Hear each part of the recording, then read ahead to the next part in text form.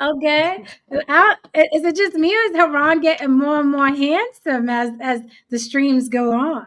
Exactly. What's going on with the Haron? No, I'm just getting a little bit more money. Oh, that's good too. I thought you was getting a little bit more something else, but I thought you was getting more something else, but I ain't gonna say nothing. I ain't gonna tell you. Well, so I would never do that. Now you know I won't do that. Well, so let's give Haron a resounding.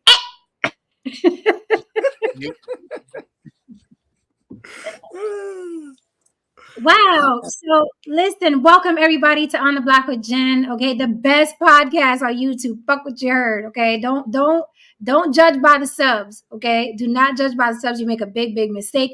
Welcome. If it's your first time here, where you been, buckle up. It gets bumpy here. You're gonna love us and you're gonna hate us, but you're gonna love us more than you hate us, right? Even on days you think you hate us more than you love us. I am Jen, okay, your favorite devil's advocate, and we have to my left, but on the screen to my right. That's right. So that's right where I'm looking at it, but it's your left. Right. Right. Both pointing at each other, though. You're both pointing at each other, though. Right. Even on the screen. Right. On the screen, it's this way, right? On the screen, it's to my right. The home is to my left. Okay? Right. Yeah. Here you go, Lily. Yeah, okay. Oh shit, I didn't have my water today. That would have been dope. Because I usually always have my God. Same brand, that'd have been so sick. That would have been sick. We gotta figure out a way to do that one day. Cut the check, Essentia. These brands are scared to death, though. I'm sure these brands are scared to death to hire people because they're like, did they say the N-word? Did they bash women? Did they bash men? Did they bash single mothers? Did they say for Palestine or against Palestine? Like, right. These brands must be bumping into each other at board meetings. The worst. But you know what though? But if you're selling water, you can't be that fucking tight in the ass. Like, dog, you're selling water. People need water. No one shows up to the bodega. I'll be like, yeah, let me get some cruelty-free water. Let me get some non-Palestinian hating water. And at this point, we got so many people on our block list of boycott lists that it's hard. Like, you're like, oh, Walmart, no, I can't because they hate this. Okay, no, you can't go to Target because they animal cruelty. All right, let me go over here. No, it's homophobia. All right, racist, I forgot. All right, now, God damn it, where can I shop? I just want a sandwich. That's it. Yeah, even people that are vegan or vegetarians, and shout out to them. I wish I had the patience. I just don't have the patience to learn a whole other language. I will one day. I gotta say, I'm headed that way, right? But I don't have the patience right now, and it's literally learning a whole other language, how to keep yourself alive on green shit. Okay, you can't just wake up tomorrow morning and say, I'm not gonna eat meat. You will kill yourself. Okay. Yes. You have to learn a new language, right? So shout out to them. But even them, when they're like, oh, I don't buy leather because of this, and I don't buy, well, who you think is making those leather shoes? What country do you think those shoes are being made? And how old do you think are the girls sewing at the table? Okay. So exactly. The rabbit hole goes deep. I remember when Jay and Beyonce did the Tiffany's ad, and that was a big, blood diamonds. I'm like, but you're typing it on your cell phone. Like, do you understand the chips that went into your cell phone? Like, what person's little kid is never going to see a school because they're in some damn mine? So just drop it. Like, come on, we can't, if we'll just be sitting in the house looking at each other, and then we'll find something wrong with that shit after a while. So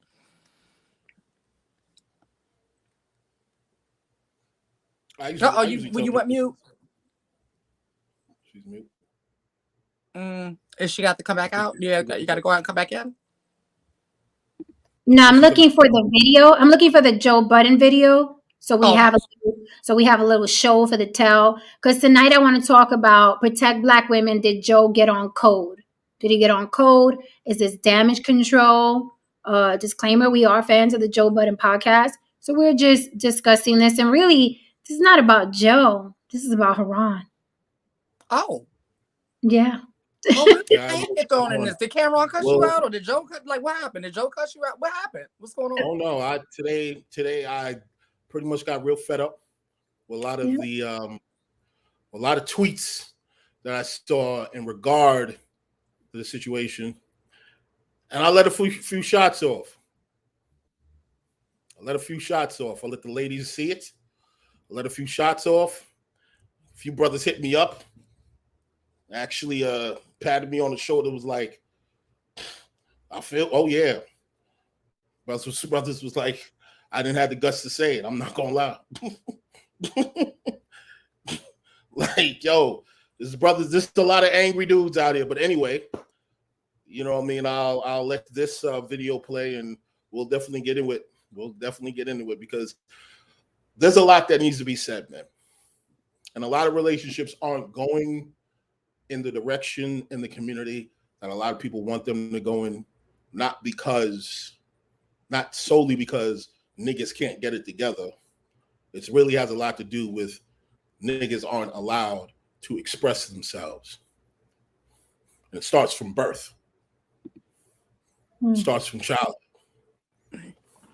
You know what I mean? And you want me to speak on this now, or you want to wait till you get the video?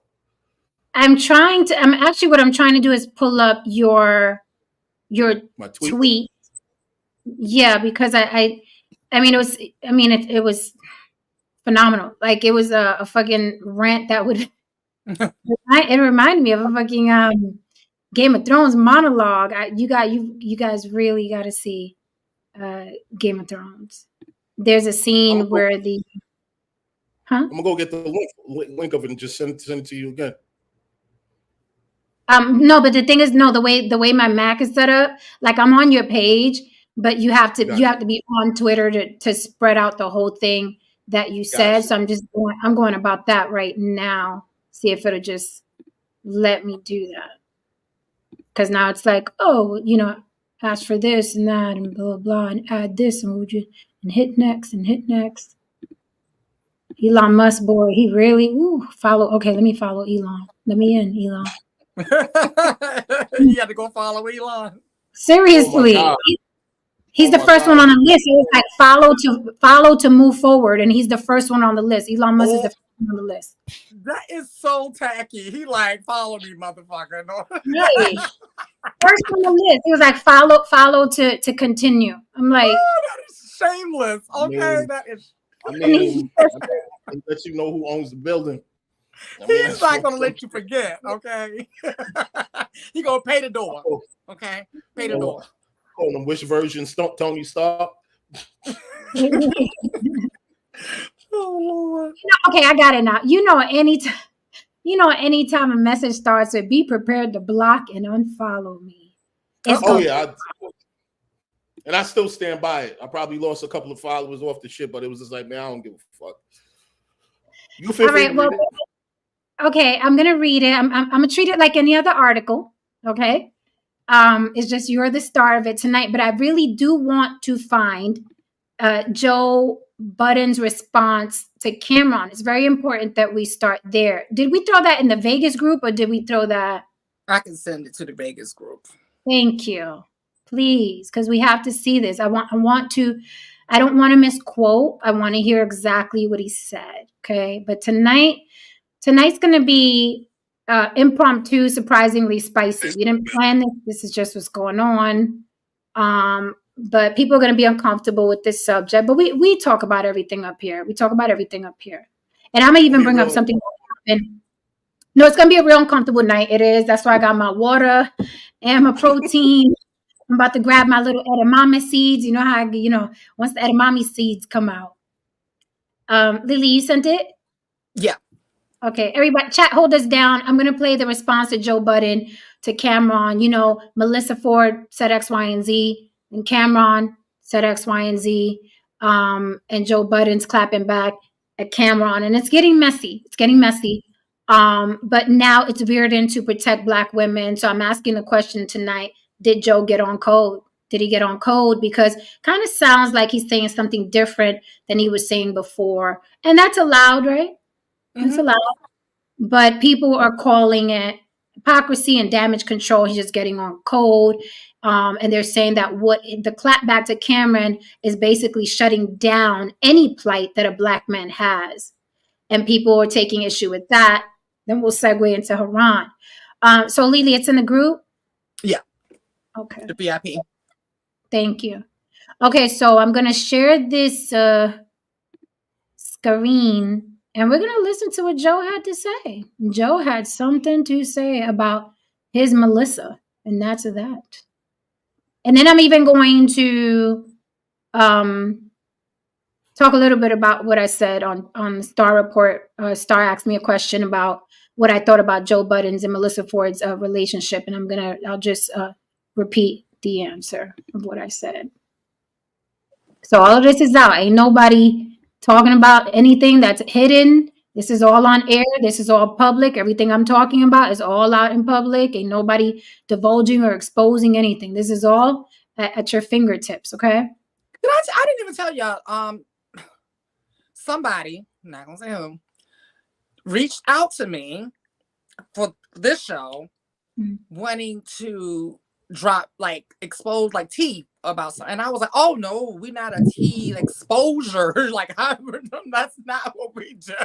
If it ain't out, I'm not talking about it. Now, if it's out, if they want to spill it, I'll run in my mouth. But yeah, we're not that channel. Thank you, though. Thank you, but take it somewhere else. Right. Thank you for thinking of us. We'll take it somewhere else for sure. Okay. I see who. I didn't even go into what it is, who it is. Yeah. But I didn't hear. I just Definitely. No, thank you. I ain't bought my new vest yet. Right. It was none of my business. And we keep so many celebrity secrets only because celebrities happen to be our friends, right? We don't name drop. But here, my thing is, it is not my story to tell. Now, if my friend says it, you know what I'm saying? Then it's like, all right, I got, and I've even asked, I've interviewed some people, and I'm like, what can I not ask? Right? Because I'm going to ask everything. You guys know me, but I want to respect, people's privacy. It's their story to tell. Now, I did want to tell Sisterhood Sips episode 1, where me and Lily talking about we dated the same guy. I did want to tell, right? Because I was feeling the ways. I was like, oh, this is what we doing. So you're not telling your whole life. But Lily was like, no. And Star asked me about that as well. Star was like, you got to say who it was. And I said, no, because Lily didn't want to say it. And I'm going to respect, why she didn't want to say it. We just can't go. And that's respectful. That's a true friend right there. And that kind of honor and respect, it's some of the things that people don't give you props for, and some of the things that people don't talk about. Because I have to be their villain. I have to be the villain in the story. And I don't mind being the villain, so I don't correct, right? Mm-hmm. But I'm not going to do that. I'm not going to do that. And let me tell you, had I divulged the name, we would have got views and follow-up stories and all kind of interviews and all kinds of shit. But I'm like, no, it's not. You never work from a place of desperation, even when you're in need. Mm-hmm. Never make decisions from a place of desperation, even when you're in need, because it's going to blow up in your face later. Never do that. And a lot of these people are like, I need to get the story out because this is going to get me a lot of views. And we've seen that go badly for people. So never, a lot of us, we've had our low points financially or high points. Never work from a place of desperation. You make really, really, really bad decisions when you do that. And you could possibly hurt somebody that's important. So, yeah. So this is what Joe had to say on today. Ooh. Joe put his UGG down, his croc down. I'm gonna see his mama tomorrow, so I gotta. But she knows how I do, so it ain't no big deal. Yeah. It'll be interesting lunch tomorrow. For real. I'm trying to get Ish over here. Ish from the Joe Budden podcast. He keeps threatening that he's going to come over here and put me in my place. I spoke to him today and I said, come at me, bro. You know what I'm saying? I'm built for come at me, bro. So I'll see if I can set that up for the block. I'll see, because it's the second time he said it. He want to come on over here, so I'm ready. Right. We on the block. We on the block. We outside. We outside. Come through, Ish. All right, so here we go.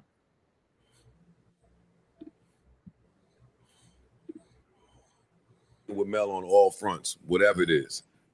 As a co-worker, as a friend, I feel like it's our jobs up here to check it, which we did with love. Mm-hmm. I don't give a fuck about none of these other goofy niggas out here and what they got to say. That shit is performative and it's shenanigans. I'm not with none of the performative shit. You think you got a lawsuit, call your lawyer. You got enough lawyers, I think they'll advise you against it. And I don't think niggas' paper is long enough for frivolous lawsuits that they don't have a chance on winning. Call your lawyer, look up what defamation means. Not doing this shit with you niggas out here. You niggas is trying to play algorithm games, and I'm not with none of it. And that's still Mel Ford at the end of the day. You niggas be on Instagram liking the bad escorts, going crazy, the cheap ones. Bitches be 50 and 500 pounds. You niggas in the comments writing shit. Stop playing with niggas up here. Honestly, I observe. I'm trying to be cool because niggas got relationships. But enough now. Enough. Thank you. I stand with Mel on all fronts, whatever it is. Women coming forward and talking about the fact that that is not exactly the way that I remember that story happening. I don't think that's right what you're doing. I don't think that's right. Well, who's doing? What you doing? I don't think that's right. Like them niggas clearly went to a whorehouse and took somebody up out of there. Says them. And that's who told the story. But that's who told the story. I get that. So of course it says them. Who else is there a distinct possibility that there may have been underage girls in that whorehouse? Come on now. That's crazy. I don't know what you're doing. That's crazy. That's disgusting what you're doing. Yeah, that's crazy. That's crazy. What are you doing? Okay. I'm not gonna land that plane. Just saying. That plane should have never even took That's off. not a plane. Women coming forward. Okay, so I don't understand why maybe I'm looking for something that's not there. okay. I don't know why he mentioned the word escorts. That was weird. That was weird. It's a little weird. Like I said, I'm trying not to look for something, but he could have said a whole bunch of other examples. He specifically said escorts. I don't know. Okay, so here's the thing. Where this is responsible right now. I'm not going to insinuate anything. I'm just saying it sounds weird. This is an example. Okay, hold on. Okay, so let me put it black and white, right? Mm-hmm. Okay. I'm not going to insinuate anything. Again, I said tonight we are talking about everything that is out. Right. This is no expose. This is no somebody told me and I'm exposed. When a woman gets paid for sex, it is prostitution. I don't care if you like that woman. I don't care if she's your best friend. I don't care if she's your mama. I don't care if she's the bitch next door. When a woman sells her body and her vagina for money, it's called prostitution. Now you got prostitutes walking the corner, and you have the escorts that get paid more money. And remember, I said when you're prostituting yourself to celebrities, senators, governors, presidents, it's up in the 2,000, 3,000 range. We spoke about that. These are all facts. This is not rumors. Cameron exposed Melissa Ford for having sex for $2,000. And we all said here, the chat went crazy. They was like, shit, that's good money for some head. And it is. It's a very round number too. Very round number. I mean, it is. We're not exposed. This is what was said. This is what was done. So hearing Joe say you guys are liking the escorts that are $500. What he said? $500 or 500 pounds or whatever he said. He's bringing up escort because what Melissa Ford essentially did was escort. Was an escort service. That's some escort shit. That's what it was. And I'm not mad at it. It's your body and your demons you got to live with. Lily, we talk about it all the time, right? I don't give not my business, not my vagina. Go sell ass. It ain't my ass. And I'm not getting no money from it. I got no dog in the fight. Not at all. I don't have a Yorkie in the fight. I don't have a Yorkie in the fight. Now, whether I want you sipping from my cup or peeing in my bathroom, that's a different story entirely. Because y'all know how I am about being clean. I'm a little paranoid. But as far as what she's doing with her body, yes, that was an escort service. You serviced a man sexually in a bathroom for $2,000. You, ma'am, are an escort, and that's okay. We're just talking about the facts. I'm not criticizing her because she's old pussy. I'm not exposing her. This is what happened, and I think that's why Joe said, you guys are liking escorts that are cheaper. Essentially, he's trying to say, oh, you guys like escorts that are cheaper, so don't come at Mel for selling pussy for $2,000. And you know, it's real funny that when I heard it, I'm saying, okay, are we indirectly confirming that what Cameron said was true? Because I was waiting for like, okay, at what part are we going to confirm or deny what Cameron said was true? Because if what Cameron said is not true, that's defamation. That's cause for a lawsuit. He stood on that shit 10 toes down with no fear in his eyes, which makes me say, this shit is true. and Joe over here with his little escort comment means like, okay, this is what we are. Okay, I don't hate. Like you said, $2,000 for the average man, which is about 5 or 10 minutes. Hey, I don't know too many people who make $2,000 in 5 or 10 minutes. It is what it is. Right. Yeah, it was a very weird energy, but in that come back toward Cameron to me. I don't know. It was like, it seemed like something happened in between the initial and then this. Something clearly happened. That Something energy always does, Lily. Something always does. In between those conversations, there's a conversation we're not privy to where some shit is said. Yes. And you can feel it in the energy. It's so clear and different of an energy between when it initially happened and then when he came back like with his, chest puffed. And we're in the entertainment world, okay? We know damn well that there's a difference between what's said on when the camera is on, and then there's the whole different conversation when the camera is off. We do it. Absolutely. Because some of the things that we talk about behind the scenes can literally ruin lives, ruin fucking careers, ours included. Easy. You know what I'm saying? I mean, like, it could really fuck some shit up. Easy. Okay, so now people are saying the streets are talking, not just the YouTube, but also all the social media, Instagram, podcasters. And it's funny because podcasting turned into, remember rap beef? Now it's podcast beef. It's so funny. It's podcast beef. Like, these motherfuckers can sell lemonade and they'll be throwing lemons at each other from corner to corner. They'll find a way to crab crawl, right? So people are saying that now he's switching up. So did he get on code with the whole protect Black women movement? Because when initially, as you saw, when she was saying what she was saying about Cameron and possibly there being underage girls and sex traffic and all of that, she said a lot more than that, by the way, insinuating that Cameron and Mace may have had sex with underage girls. And by the way, Mace and Cameron, they were underage as well. They were in their 16 years old. And who knows if they wet their little peckers or not. I don't know. Right? We don't know. They snuck in there. We snuck into a lot of places we wasn't supposed to be at. Hello. So I don't know. But she said what she said, essentially, basically about boys. But when she was saying it, as you saw in the video I played, all the guys got on her from the podcast. They were like, yo, what are you doing right now? Even Joe said, this is disgusting what you're doing. Like, you can't, insinuate that these brothers were doing X, Y, and Z. And she doubled down. She was sticking to it till she saw like, oh, okay, maybe I bit off more than I could chew. Right. And then she got quiet. So it's like that conversation happened in public. Then the conversations happened behind the scenes. And now Joe is like, hey, I stand with Mel 10 toes down no matter what.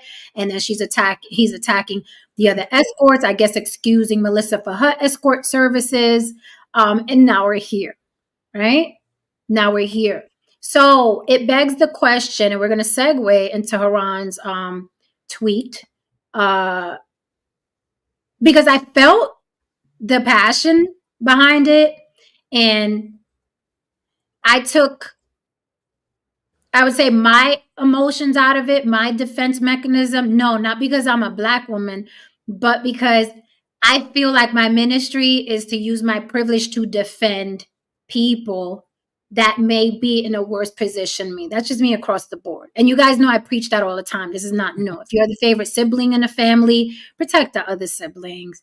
If you're the employee of the month, you know what I mean? Look out for the other employees. I'm always talking about use the privilege you have. Everybody has privilege, even though you think you don't. We all have privilege. It is not exclusive to white people. Everybody has privilege. So I took myself out of it, and I just read what Haron wrote, and I was like, wow, there's a lot here.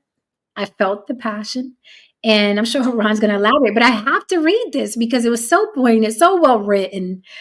And I've heard, here's the thing, I've heard Black men specifically, so we could keep the race bell on tonight, but I've heard Black men specifically say this to me over and over and over and over again, right? And over again, from friends to people I've dated to people I have a child with. I've heard Black men say this over and over again. Now, as a Latina, right, you don't think about it. They say what they say. It's just like another friend complaining about something, right? I never put much into it. It's just like my friend complaining about their job, right? But Black men have said to me, I will never date a Black woman ever again. That's the truth. And the truth fucking hurts. But we're going to talk about the whole truth tonight. And feel free to jump in the chat and be like, I know a man that says Puerto Rican women are hoes. Fine, great. Get it off your chest. Get it off your chest. But we're going to talk some truth. Uncomfortable night tonight. Let's yeah, it's going to be uncomfortable for everybody. And that's okay.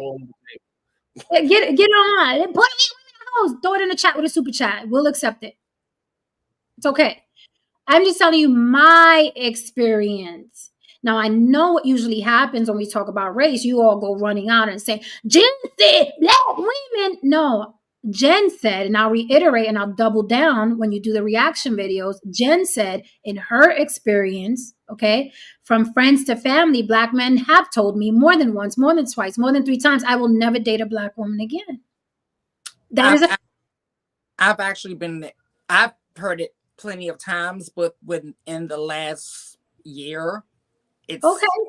Then there you go. Then thank you, Lily. Then it's not a preference thing. It's not a Latina thing. Yes, and let me be really clear. Like, I don't understand how anybody get offended by that, because I hear, oh, you know, people would date trans people all day long. So, and I don't get offended. Like, okay, bitch, bye. You know what I'm saying? So I don't know how people get offended by people saying things like that. But Lily, why would you want somebody who doesn't want you? But that's a great segue to what we're going to talk about tonight, specifically Haron's tweet, because that's across the board, Lily. I ain't gonna never date no skinny bitch. I ain't dating no short man. I ain't dating no Black women. I ain't dating nobody with thin lips. I ain't dating nobody with a flat ass. I ain't dating nobody fat. I ain't dating nobody white. You guys heard me say that over again up here, right? People say that. However, are some people off limits? Let's talk tonight, please. We going into 2024 telling the truth. I'm over all the performative art. It's been great. We've all been performing for a long time, but let's go ahead and put the curtain up and let's talk about the real now, because it's really getting old. It's really getting old. Okay, then I will retire my some not all sign for the evening. Okay. But are there some demographics that it's a no-no, and devil's advocate, and in my Lisa Forrest voice, and okay, are they justified to not want to be talked about because they're so bashed in society, right? Are we still living in a time of they're the most unprotected, rejected, dejected, you know what I'm saying, women on the planet? Are we still living there, right? Because they're the most educated, right? Business owners and what have you. So are we still using, say again? So that's a bullshit statement that Malcolm X made personally. The most unprotected, it is. The most unprotected group in the world is children. Well, you always hear me say y'all don't give a fuck about kids, especially when they bring up kids. I can't argue with that. I can't argue with that's unprotected demographic, children. I can't argue with that. Yep. I can't argue with that. I fully, and I say y'all know, y'all hear me say that shit all the time. I mean it from the bottom of my heart when I say that. People don't give a fuck about and that's correct. That's correct. Because I've seen many men, I told you guys, and I will say it again, chop this shit up. I don't like dating black men who have sisters. I don't like it. I don't like it. It's always for me been some sort of experience where they just have him under her thumb. Between the mama and the sister, if I find out you have a sister, I literally have to meet her and see how she's living her life. I must. It's a must. She has to be a happy woman, whether she's single or in a relationship, because if she isn't, she is going to be the fucking, not even the thorn in our side, but the elephant tusk between us. That's been my personal experience. Okay, so you gotta sit. I don't. Is she single? I need to know. It's very true. Like even with my siblings, I've had my siblings try to put me in the middle of their stuff, and I'm like, hold up now, that's your relationship. Right. Hold up now, because guess what? Y'all gonna be laid up with each other after I cuss the bitch out. Y'all gonna be laid up with each other, talk about me like a goddamn dog, right? And then you're gonna expect her ass to forgive me after I cuss her motherfucking ass out. And now it's awkward at the family reunion. We're not doing that. Y'all have fun. Right. Bad enough Uncle Touchy is there. Now we gonna be there. We done argued and y'all back together. Uncle Grabby. Uncle Grabby and Auntie Touchy. Uncle Grabby over there by the potato salad. Okay. And Auntie Touchy over there by the liquor. Exactly. The reunion you gotta know. Right. Okay.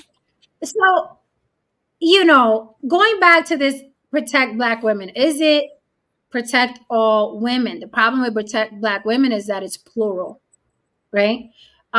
You guys probably remember this, my New Yorkers, but there was a Puerto Rican Day parade one time where it got a little wild and they were ripping the bikinis and clothes off of the girls in the middle of the Puerto Rican parade, just like savages. Like it was one of those things where it's like, oh, look, fun. Oh, look, let's throw water on everybody. Oh, look, let's grab people. It turned into a fucking melee. Okay. It looked like a pit of wild animals. And they started ripping the clothes off the girls. The following Puerto Rican parade was big. All the guys were carrying signs that said, protect our women, protect Puerto Rican women, right? Does that mean protect all Puerto Rican women? They said it in plural. Can that be problematic when you say protect, aside from children, because children are helpless? Okay? Children are helpless. Women are not helpless, especially if we're armed, right? Now, some of us are helpless against the certain situations, of course. Not helpless, but at a loss. Like it's like, okay, you're going to have the advantage, right? But helpless like children, no, I would never say that. I would never say women are helpless. I would never say that. So when I hear protect, and that's something that even I've experienced when I'm getting into an argument with a black woman, if there's a black man in the vicinity, she immediately turns to him and says, are you going to let her talk like that? So there is a burden on black men. They did it to me earlier this week on here. Oh, Lily, you caught that? Yeah. Lily, you catch that? Oh, yeah. You saw how I looked at the food. Like, we're not going to play that. You're not going to get that game with me. Like, I don't do the game. Like, you know who the fuck we're, bitch. We from New York. We know the games. We know that. I didn't think you caught it because there was so much going on. And I was like, is this motherfucker trying to play the manipulation game? You gonna do that? You gonna? So you're right. They did do it to you. So is there a burden on black men that there shouldn't be, right? Automatically, they're gonna look at Haron. Like you're gonna, and it's happened here on the panel more than once, more than twice. You gonna let her sit up there and talk about us like that, right? And I usually tell them, I say the same thing. Okay, now here we are. Why don't you question me? Take Jen out of the equation. A lot of the stances that she has, I share the same sentiments. Now what? What you're going to come and tell me I don't have a space to say these things? I shouldn't say these things. I'm a big black motherfucker who has lived the life of a big black motherfucker. And no one's looking at you like, are you FBA or exactly, exactly. Like I didn't have my face smashed on the hood of cars by cops. I done been surrounded by cops. I done been, you know, falsely accused for shit I wasn't even in the fucking vicinity for. So if anybody has a dog in the fight, or if anybody has any skin in the game, I do. I'm from the mud. I'm from all this shit. I'm not from. I never had my own fucking television until I was about 30, on my own dime. Okay, when I moved out of my house at a very late age in life because I was broke as shit. Okay, so if anybody has a right to speak on black issues, I do, fucker. A lot of you dudes grew up like me, wanting to speak on black issues. Right. And here's the corny thing about it is that if there is a qualification to talk about certain subjects, let's just say, because I don't fuck everybody. I'm going to say what the fuck I want to say about any demographic under the sun, right? Any demographic under the sun, especially if I've dealt with them personally, right? Because people are like, why you don't talk about Jewish people? Well, I haven't experienced anything with Jewish people personally, except for one Jewish man who's helped me immensely. So I can't relate to they taking all that money, they robbing it. I can't relate. I don't know what to tell you. I can only tell you what it feels like I can even go Asian for you. I can tell you how they treated me at the Chinese food store and at the fucking the beauty supply. I can only speak on what I have had experience with. That's it. We can even go into white people when I used to work in corporate America. That's it, right? So the hypocrisy, Haron, is that you do qualify if there's a qualifier. You're it. Mm-hmm. Okay. However, even you get called, you'll go into Candace Owens' category quick, fast. You're a coon, you're a sellout, you're a simp. So that's what I'm saying, that even the qualifiers are bullshit. Okay, so I'm going to say this, and I've been feeling this way for a minute. Any group that allows themselves to become beyond reproach, number one, is going to become a fucking tyrant. They're going to become uncontrollable. That's just humans, right? When we're unchecked, when there's no checks and balances, that is human nature. Then you add on, if it's a group that has been feeling systematically oppressed for however long, and then you say, all right, now, you're no longer, up for, like, no one can say anything about you. No one can do anything to you. Then it's like, oh, you motherfuckers are going to pay now. May not be saying it consciously, but a lot of times that comes out subconsciously in the behavior. And then those people become bullies. That is human nature. I don't give a fuck if it's a LGBTQ, LMNOP, Black, Asian. I don't give a fuck who it is. It's human nature. And that's what we're seeing. Certain groups, and I belong a part of 2 of them, so I can say this, have become beyond reproach because, yes, there have been, we've gone through a lot, right? But I even became uncomfortable as a queer person when I started noticing that we were beyond reproach, because there's another thing that happens. We become uncontrollable, and then people hate you. That's the next part that comes with it. And that's where we're at. And people don't see the tree through the forest. They're just like, I want what I want, and you motherfuckers are going to pay because you've always made me feel this way. Right? And that's where we're at. So I agree. And that's what I felt in Haron's tweet, right? Where it's like, it was like, protect Black women. And it was like, fucking protect Black women, shit. Like, they, you know what I mean? They get a lot of flack for just existing. What the fuck? Yeah. And now it's going into tyranny, right? Where they're becoming untouchable, where they're becoming beyond reproach. And it's like, now, like you said, Lily, human nature is, I'll turn this table over, fuck everybody now. How about that? That's where people go by nature, because you push a thing and you push a thing, anything is going to strike back eventually. Keith David, I don't know what you're saying. You got to elaborate on that. Oh, my okay. name. So somebody said that they saw you date Because I was like, who the fuck somewhere is else. Nate? I told you. We I be don't know forgetting that. We don't know names. her, but we don't know Yeah, her. I'm like, who the fuck is Nate? Oh, Yeah. yeah. They just Oh, said that they saw you somewhere yeah, else. We don't know where they saw. they tried though, but they tried. They sure tried, Keith. They failed. They're no longer around anyway, so they're irrelevant. They're relevant, and I'm so used to like I'm used to like people coming at me in groups. Very rare. I don't think I've ever had somebody come at me one-on-one. Even men or gather with other men to come at me. I'm used to it. So a bunch of bitches on a panel are not gonna move. I just want to say one thing about that, and I'll leave it alone. I'm not going to mention his name, but during that cast, I was hoping he would have dropped some sort of link, because I just wasn't feeling the way. I just felt like it was a setup. You know what I mean? I just felt like the pod was a setup, and it was just like, yo, you brought my girl out here to look goofy. Like, yo, what the fuck is going on here? And him and I had a conversation behind the scenes about that. And look, and I'm not going to sit here on a state of what's the word, self-righteousness. I'm very protective of Lily and Jen. Okay, I'm not. If someone's attacking them on the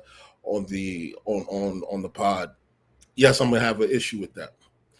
Now, if they said some shit that was just like, wow, like, oh shit, most likely gonna have a discussion with them after the show. But you know what I mean? I'm not gonna join in on the bashing, because first of all, those are my friends, those are my business partners, and number three, I don't know you motherfuckers, nor do I owe you anything. They always forget that part. No, I really don't. And that's the thing. That's the thing. I don't owe you anything. You don't owe me. But only one of us understands that. Right. And that's the thing that Itham likes for me. Thank you, Louis Kanye, for the super chat. Yes, now the rabbit does indeed have the gun, a big gun. Yeah, it did look like that, because again, people try to use me for views and spins. I mean, the Sasquatch he had over there was not going to get him spins, right? That wasn't going to happen. He needed me on the panel. And I'll just say this. Yeah, people watch you for a long time, and you don't know that they're watching you and hating you the whole time. You don't know. So I'm going over there all innocent because the motherfucker wanted to collab with me. But he had Sasquatch over there. He had some other chick over there, and they've been watching me for a long time, not liking me. Unbeknownst to me, the Sasquatch didn't like me because some catfish that was fucking with her, literally a catfish. She never saw this motherfucker before, but he had her all wrapped up, okay? I'm like, bitch, look in the mirror. Did you really think that a guy that looks like that was going to be hollering at you the way you claim he was hollering at you? So anyway, long story short, that catfish that had her wound up slid into my DMs. So she was literally mad behind the scenes that the catfish slid in my DMs because she fell for the catfish. Hold on. Hold on. That's like fighting over a cartoon character. Yes. She wanted to fight over a profile pic. Right. I mean, she over there looking goofy for Optimus Prime, essentially, over some dumb shit like that. And I was like, what the fuck? Yeah, so all of them, like I said, all them people eventually crumble or grift or change their content because they realize shit is not sustainable. So let's read this tweet. Let's get into this, and then we will dissect. Now it's going to get sticky. We're about to get into the weeds. Some of you will be triggered. I'm going to tell you now, you're going to have to hold it down with that trigger. We're not apologetic tonight. We don't got the kid gloves on. We're going to talk about a thing, right? And if it's too much for you, I understand. I told you guys, you're going to like me sometimes, you're going to hate me sometimes, and that's okay. It is. Before she starts, I stand on every fucking word. Well, I'm not backpedaling on the fucking thing. It is what it is. Yeah, shoulders are Uncle Grabby and Auntie Touchy. Okay, so let's read this. So this is the other side of protect Black women. This is the other side when men start feeling like, okay, so nothing that happens to me ever matters or counts, right? So Haron Zamanko, earlier this evening, over on X, aka Twitter, says disclaimer. Be prepared to block, unfollow, or send hate DMs based on the following thread. Be forewarned. I don't give a rat's ass. And this needs to be said. So now, you know, anybody that starts like that got my full attention, right? I pulled out my antenna. What's going on here? Okay. And we begin. Hey, ladies, want some advice? Want to know what men really want? Stop going to relationship counselors, gurus, or the like. Spend some time asking prostitutes about male nature. Now, Haron, is that the first one or does it go upward? Oh, you're on mute. Oh, sorry. I think that was close to the last one. I think they got it reversed. Do they have it reversed? Right, so it's reversed. So the first one, okay, gotcha, because I want to read it in order. Mm-hmm. I think they got it reversed. Okay, I got it now. No worries, I got it. So it starts with most of you can't even fathom. Let me look at it right now, and I'll let you know what's what.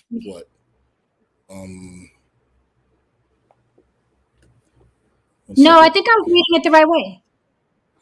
No, the last one. I remember the last thing in terms of prostitution. I remember I was closing around that end. Oh, so right, because that's how I went the other way. Right, exactly. So let me just find this thing on my own right now, real quick, and then.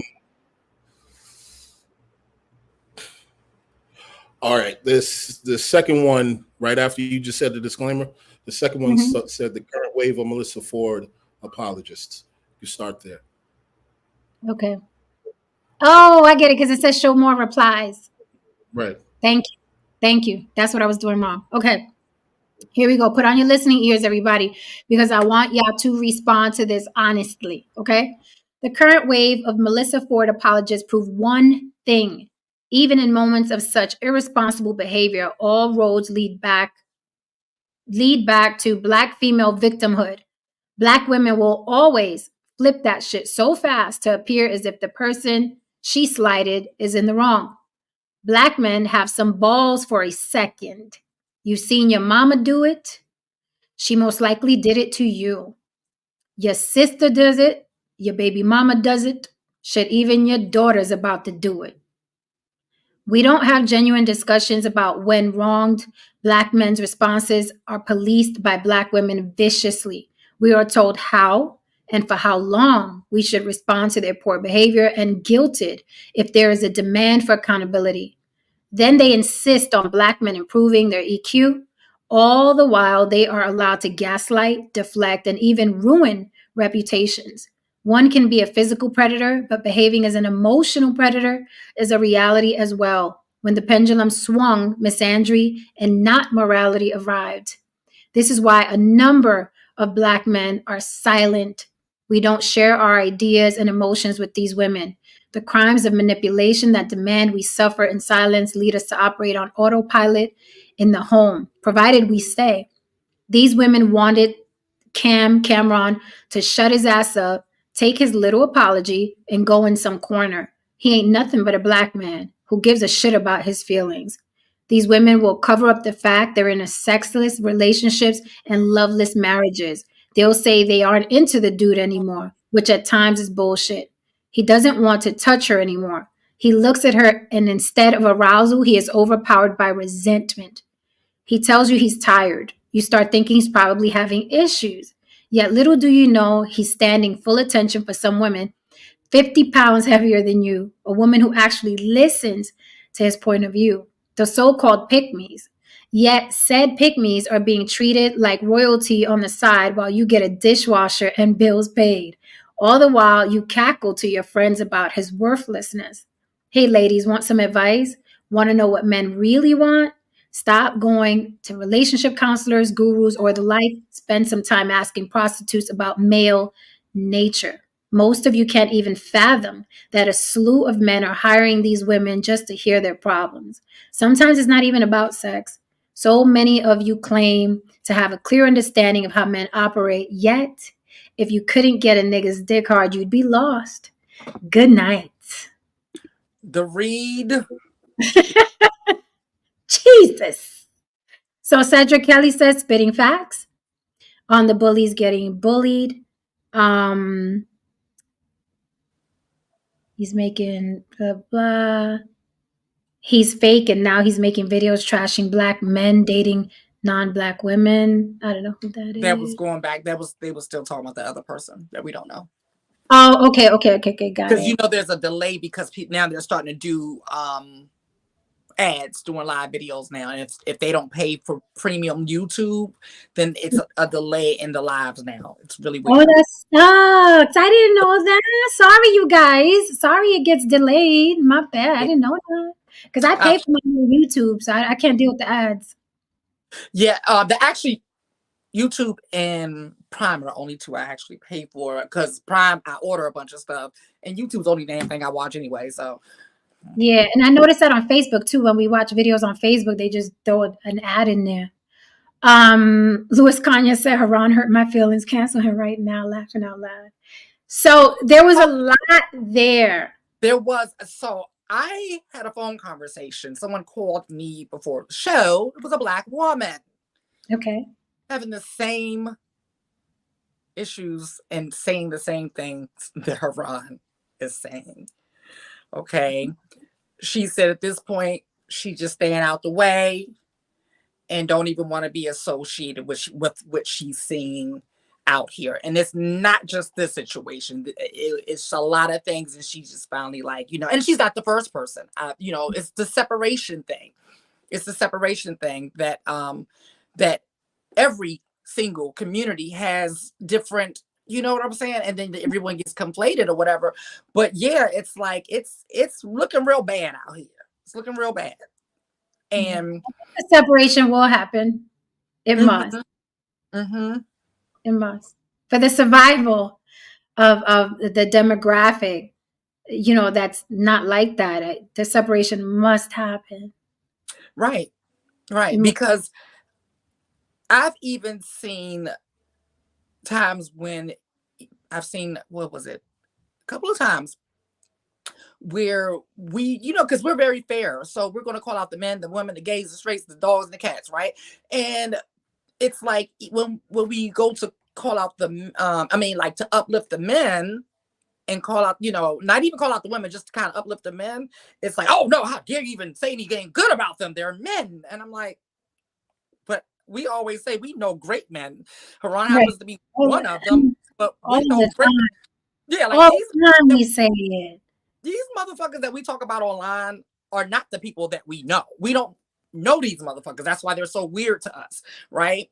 So when I think about black men, those are the men that I think about. And I'm glad that we do shows about men's mental health and who's protecting the little boys and things like that, right? Because most women who have shows for women, well, I think we're the only ones who have a show with a woman demographic and a male demographic. I think we're the only ones.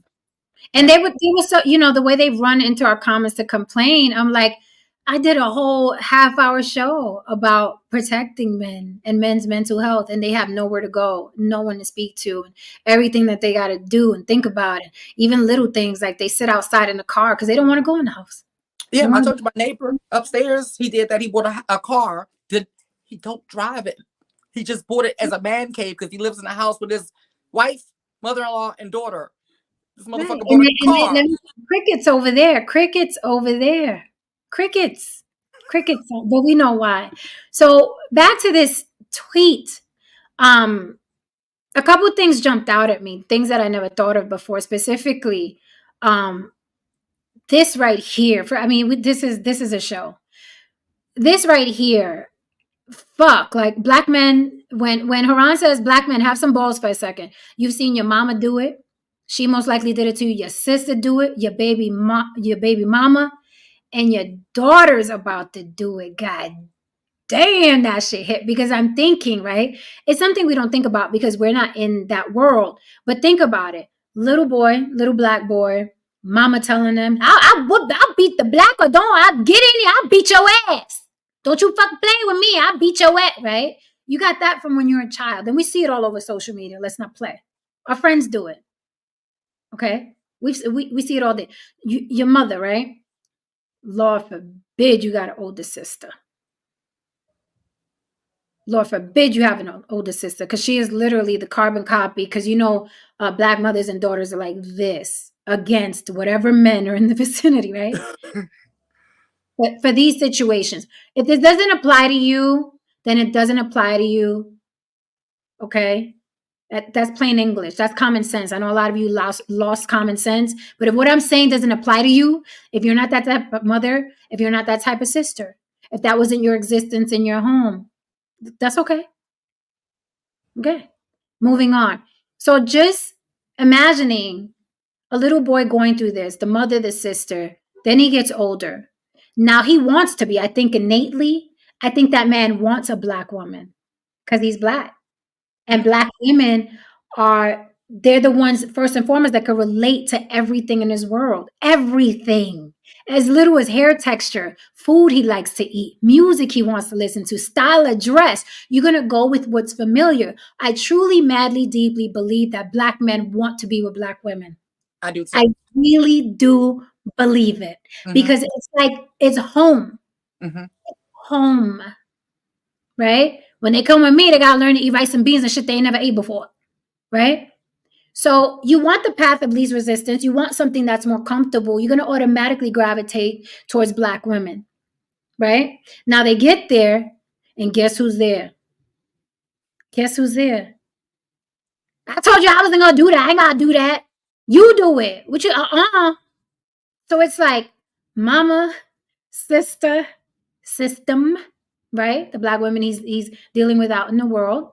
And then now he has a daughter, and she's watching mommy. Daddy, you better stop, because I'm going to tell.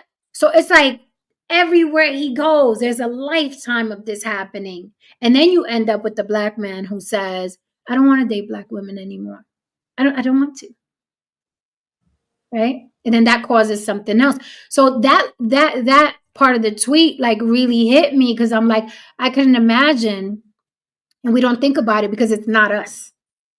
Right? We don't think about it. Thank you, Necessary Evil. Hit the like for me, you nosy birds. We don't think about it, but I put myself in the shoes for just a second. Here I am, little Puerto Rican girl. What if my dad spoke to me like that? I have a brother. I have uncles. I have nephews. There's a gang of them. My uncle and all of that. Imagine me being a little Puerto Rican girl, and all the men in my environment are talking to me that way. Then I grow up and it's like, well, I want to be with a Puerto Rican man because that's what's close to home. Now he's talking to me that way. Now we have a son, and my son and him are like this. Now they're talking to me that way. That shit is a fucking horrific life experience. It's terrible. And it goes on. And it's the normalcy of a lot of black men. Like, it's fucking normal. I've watched them firsthand, Lily Haron. I've watched them firsthand when I've been in relationships with black men. Even when he's on the phone with the sister or the mother, and you hear the conversations, and it sounds like this on his end. No, but why did? Yeah, but that. No, I didn't say that. But that's not what I'm. Yeah, I'll come over. Yeah, I'm going to go. No, she's fine. She's in the back. I don't know why she doesn't call you. Literally. I was in a situation. Black man had a sister and a mother, took issue with me because I didn't call them enough. Oh, God. I didn't contact them enough. Why I'm never saying hi? Why I'm not fucking you, ma'am. I'm not, and I'm very, I go between the extremes of being an extrovert and an introvert. And when I'm intro, leave me the fuck alone. I don't care who you is. I'm that person. And then I'm an atheist, and I don't do the holidays. So I was the plague in their eyes. I was the motherfucking plague in there. What's wrong with her? Why doesn't she believe in God and Christmas? Who doesn't celebrate Christmas? I was the plague to them. The fucking plague. Oh my God, my girlfriend, my Black girlfriend who called today, she was talking about that too, just how we're so stuck on religion and just stuck. And that shit is like crazy. But here's the thing: the reason why I avoid certain people is because I know they prayed up, and I know they got them holidays got them in a chokehold. So instead of getting into those negative conversations, I just avoid it because I don't want to explain to you, nor do I have to, ma'am. Right? So that part of the tweet really blew my mind because this is real. And then moving on to this shit got me because this is something else I never thought about. I was like, Jesus. It was the emotional.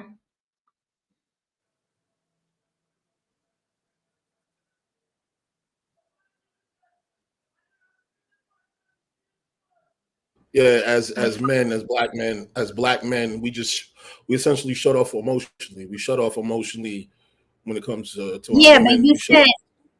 you said it was something that it's About we just go on autopilot. this one can be a physical predator, but behaving as an emotional predator is a reality as well, Yeah. right? When the pendulum swung, misandry and not morality arrived. So, I never thought about being an emotional predator, but essentially that's what it is. That's what it is because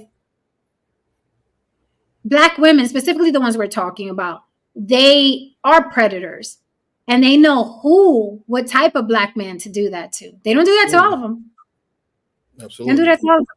They know if you're the type that's going to walk away or be quiet, right? They'll do that to them, but they don't do that to all of them. And then when somebody claps back or snaps, then it's protect Black women. So going back to Melissa Ford, I thought what she did was egregious.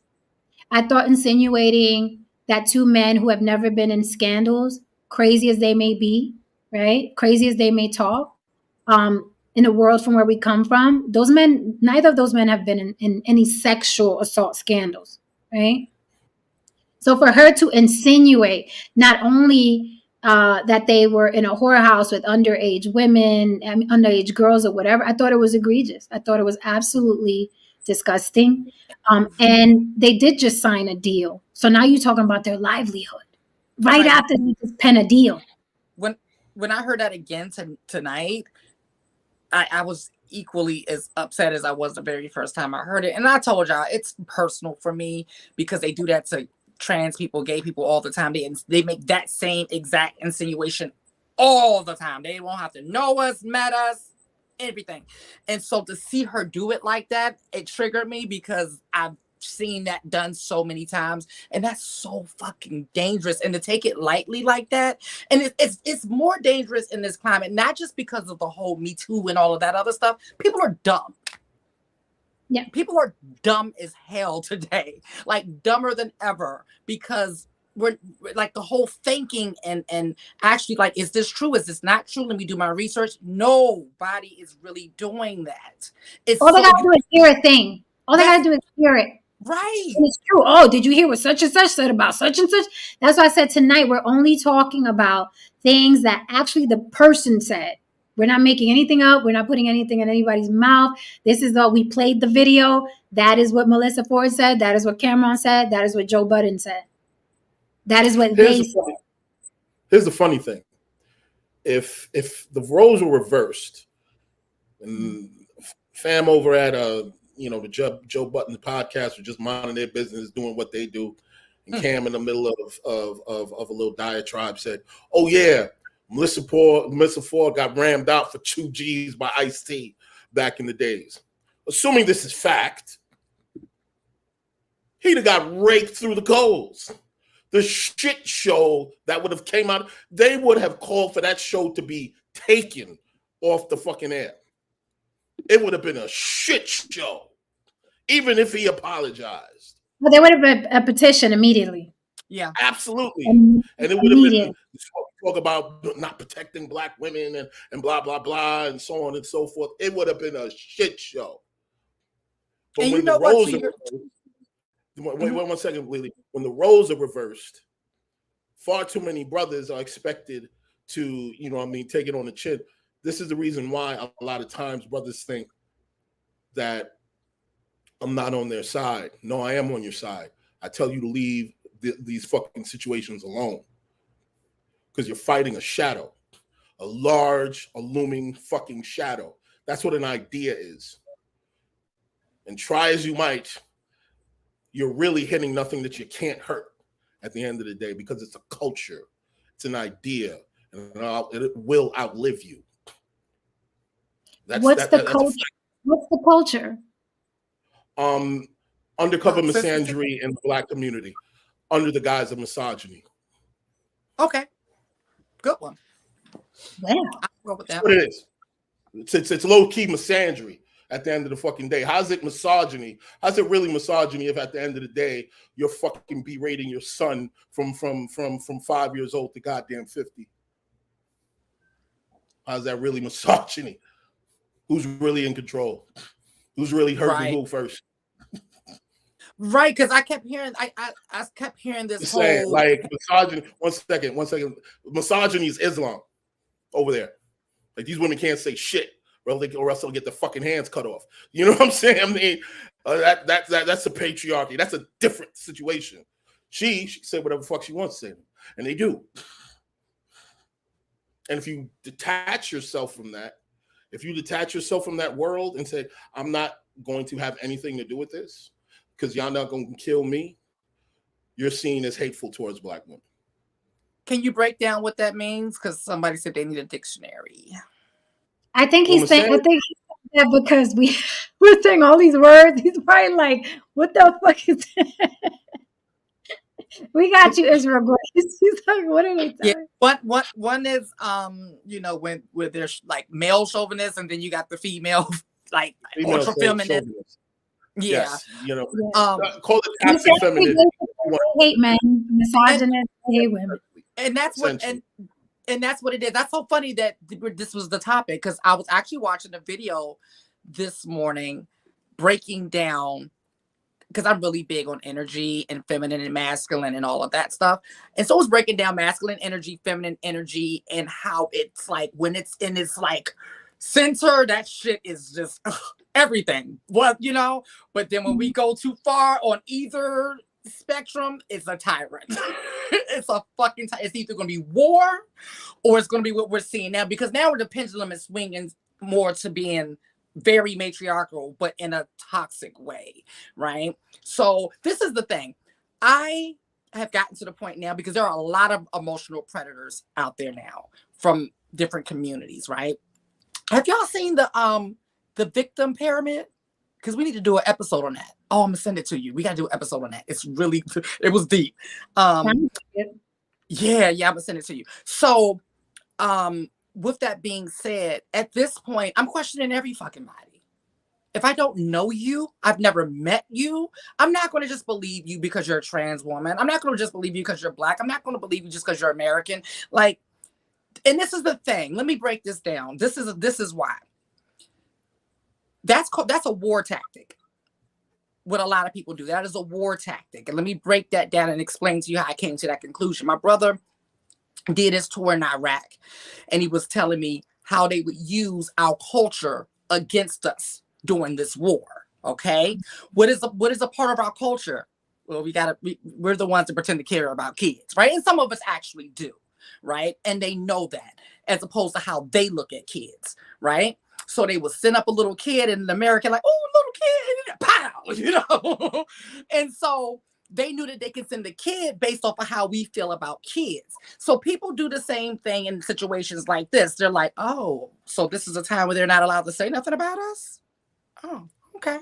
Yeah, let me go ahead, and this is a good time to bring this shit up and say what I got to say, whether it's true or not, right? Because we don't never know what someone's motives is. It could be attention. It could be to get back at their daddy. It could be whatever. We just don't know. And at this point, I'm just not trusting anything or anyone. I'm just going to look at the evidence. And I'm not taking sides just because. And if you're wrong, you're wrong. If you're right, you're right. It's just that simple. Because people listen, they trauma listen. That's what it is. They listen with their trauma ears. So whatever tickles that trauma ear is like, oh, I'm just gonna run with this. And I'm like, you don't even have the evidence yet. You don't know. We don't know. You're not privy to the evidence. Did you get the file from the attorney or the prosecutor? This is weird. This is weird. Your convictions are weird. Black Lexicon says, what I see, go ahead, Black Lexicon. He coming in on to protect Black women.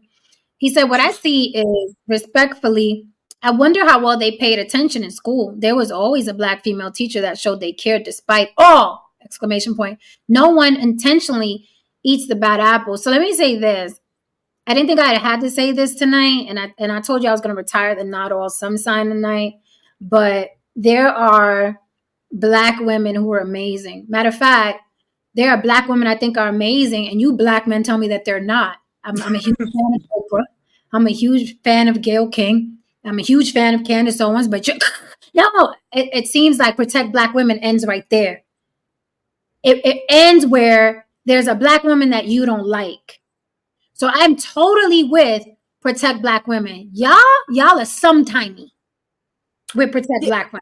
Because this is the Melissa Ford. Right? This is Melissa Ford, right? So it makes more sense in some of y'all's head to defend Melissa Ford, who was insinuating 2 Black men who have never been accused of sexual assault were child predators, right? It makes more sense that she's protected. But if I say protect Oprah Winfrey, then I'm crazy because Snoop Dogg says she's a dog-faced bitch. Or what's that girl Leslie from Saturday Night Live? Let's imagine she made these exact same statements about the exact same person. Do you think so?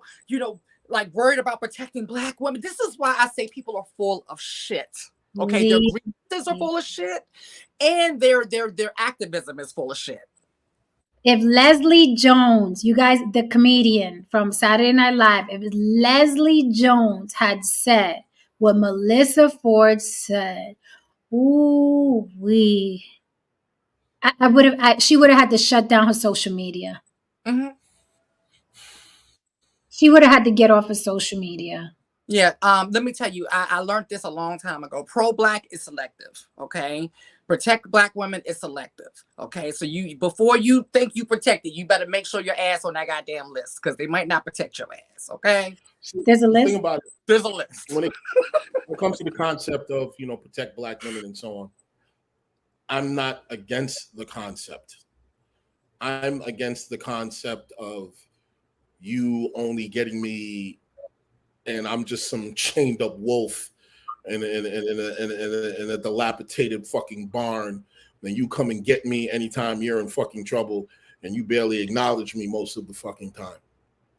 It's only when you're in trouble you seek my counsel. It's only when you probably fucked some shit up beyond comprehension you seek me to save you. But any other time, you want to actually get all the accolades. You want to handle it yourself. You want to stand 10 toes down on what you do. And I'm just sort of, I don't know, plan B, just in case some shit go wrong. It's like, no, if you're going to run out there alone on your own and be, Wonder Woman, shit go wrong, don't come looking towards me. Because if we're in a situation, if we're in a partnership, if we're in whatever we're calling it, you know what I mean, and so on, you either listen to my counsel, you either respect my space, or I'm out of here. I'm not playing those games with you. Now, you said something earlier about the preference thing that I had a good chuckle. Oh, yeah, it's very true. And I stand by it. You know what I mean? The preference. But first, Haron, I want to go from here, from your tweet, because you said these women will cover up the fact they're in sexless relationships and loveless marriages. They'll say Absolutely. They aren't into the dude anymore, which at times is bullshit. He just doesn't want to touch her anymore. And then we talked about the preference thing, which had me dying. Lily, this man. No, listen. First of all, let's get to the sexless situation. A lot of these women think like, a lot of times dudes would be like, I'm tired. These chicks probably think the nigga got ED or whatever the fuck he's not. No, he doesn't really have ED. His dick just doesn't get hard for you anymore. It's news flash, ladies. Yeah, if a guy really doesn't like you, if he's not into you anymore, his dick leaves the building too. Just like a part of you leaves the building months before the relationship is over, a part of us leaves the building a moment more, far before the relationship is over too. These things happen, but the perception of men is that, our dicks get hard at any given moment in time, no matter what. No, that's not the case. That's not the case. Now he goes out the house and his dick's getting plenty hard for that other chick. Why? Because number one, she treats him better, blah, blah, blah. And most importantly, she's not you. That's the real exciting part. That's the shit that really gets the dopamine going. It's not her. Yeah, we're ready. We're ready to go. And now when it comes to the preference, the so-called preference, the misconception of the preference is that motherfuckers really want to go with the lighter shade and the Latin women because they want to have exotic children. No, not a lot of times. That's not the case. No, it's just that every other woman outside of that culture is not trying to fucking argue with them every fucking 5 minutes. You really think it's just because somebody's light skinned? The shit could have been green. I'm serious. The bird could have been green. I gotta jump in there. Espérate un momento, coño, okay? Listen, Lily, I said we're gonna tell the whole truth tonight. We're gonna tell the whole truth tonight. They put a lot on me. They put a lot on me, the preference, and they put a lot on me. It's not a lot. It's not that Latin women or Asian women or Filipino women, it's not that we're extra special. It's not that our pussies glow in the dark. It really is not. They put a lot on the preference. I'm like, sis, you're really putting a lot on us. It's just that we're not from that culture that's constantly bashing our men. First of all, our men fucking rule. Okay. And before y'all say, well, that's because your dad was there. He took care of home. No, that's not it. Because the men are raised to be fucking kings with no kingdom. So even if a Latin man doesn't have shit, we are still culturally submissive to them. It's a real patriarchy society.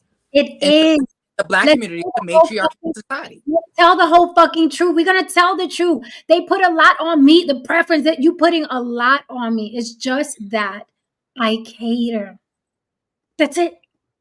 And we cater whether the motherfucker got money or not. Hence, Cynthia G herself would say, they get the same black man we get. Yeah, we do. Right. She's right.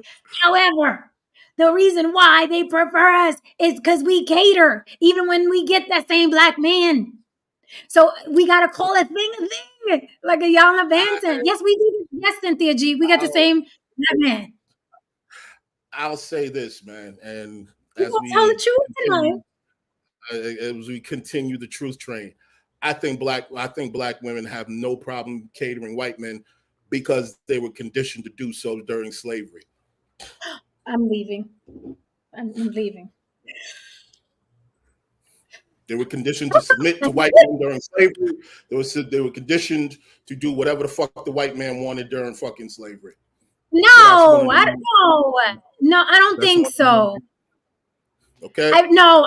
I'm about to protect black women real quick. I don't think so. Okay. Thank you, Israel Grace, for the super chat. Thank you so much. I appreciate it. They seem to fall real in line real quick, as if it's some sort of instinct. Just saying. Hold on. Here's why I disagree. Because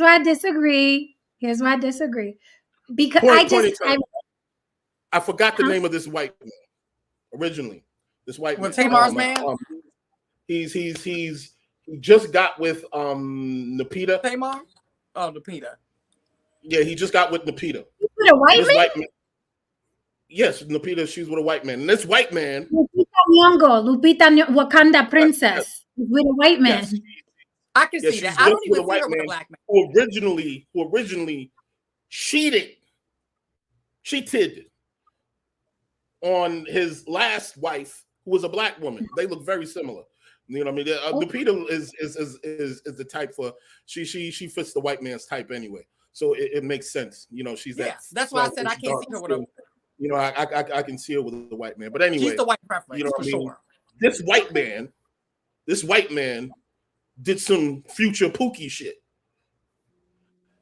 And when he went with Lupita, there was just a rounding applause. And I'm just like, that ain't shit white man though. But same thing as Tamar. I sent y'all that to the group before the show. I didn't get a chance to look at it. Okay, so I'm about to break it down for you because he did some Pookie shit, right? Mm-hmm. And they broke up, or he broke up with her. Then he ran to the internet and let us know he broke up with her because she was messy and he wasn't getting any peace.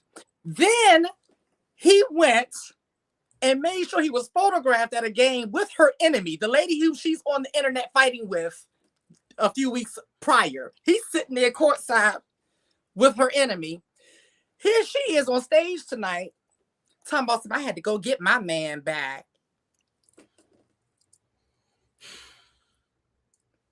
But hold on, the white dude with 4 baby mamas, but when Vince had you up in a mansion, giving you everything, but now you living with your mama. Okay, so let me. All right. Okay. I got it. Let the defense rest. Let the prosecution set up. Okay, wait a minute. I'm sorry, y'all are the prosecution. I'm the defense.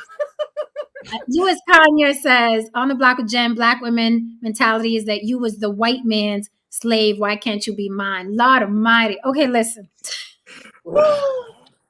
Jesus H. Christ.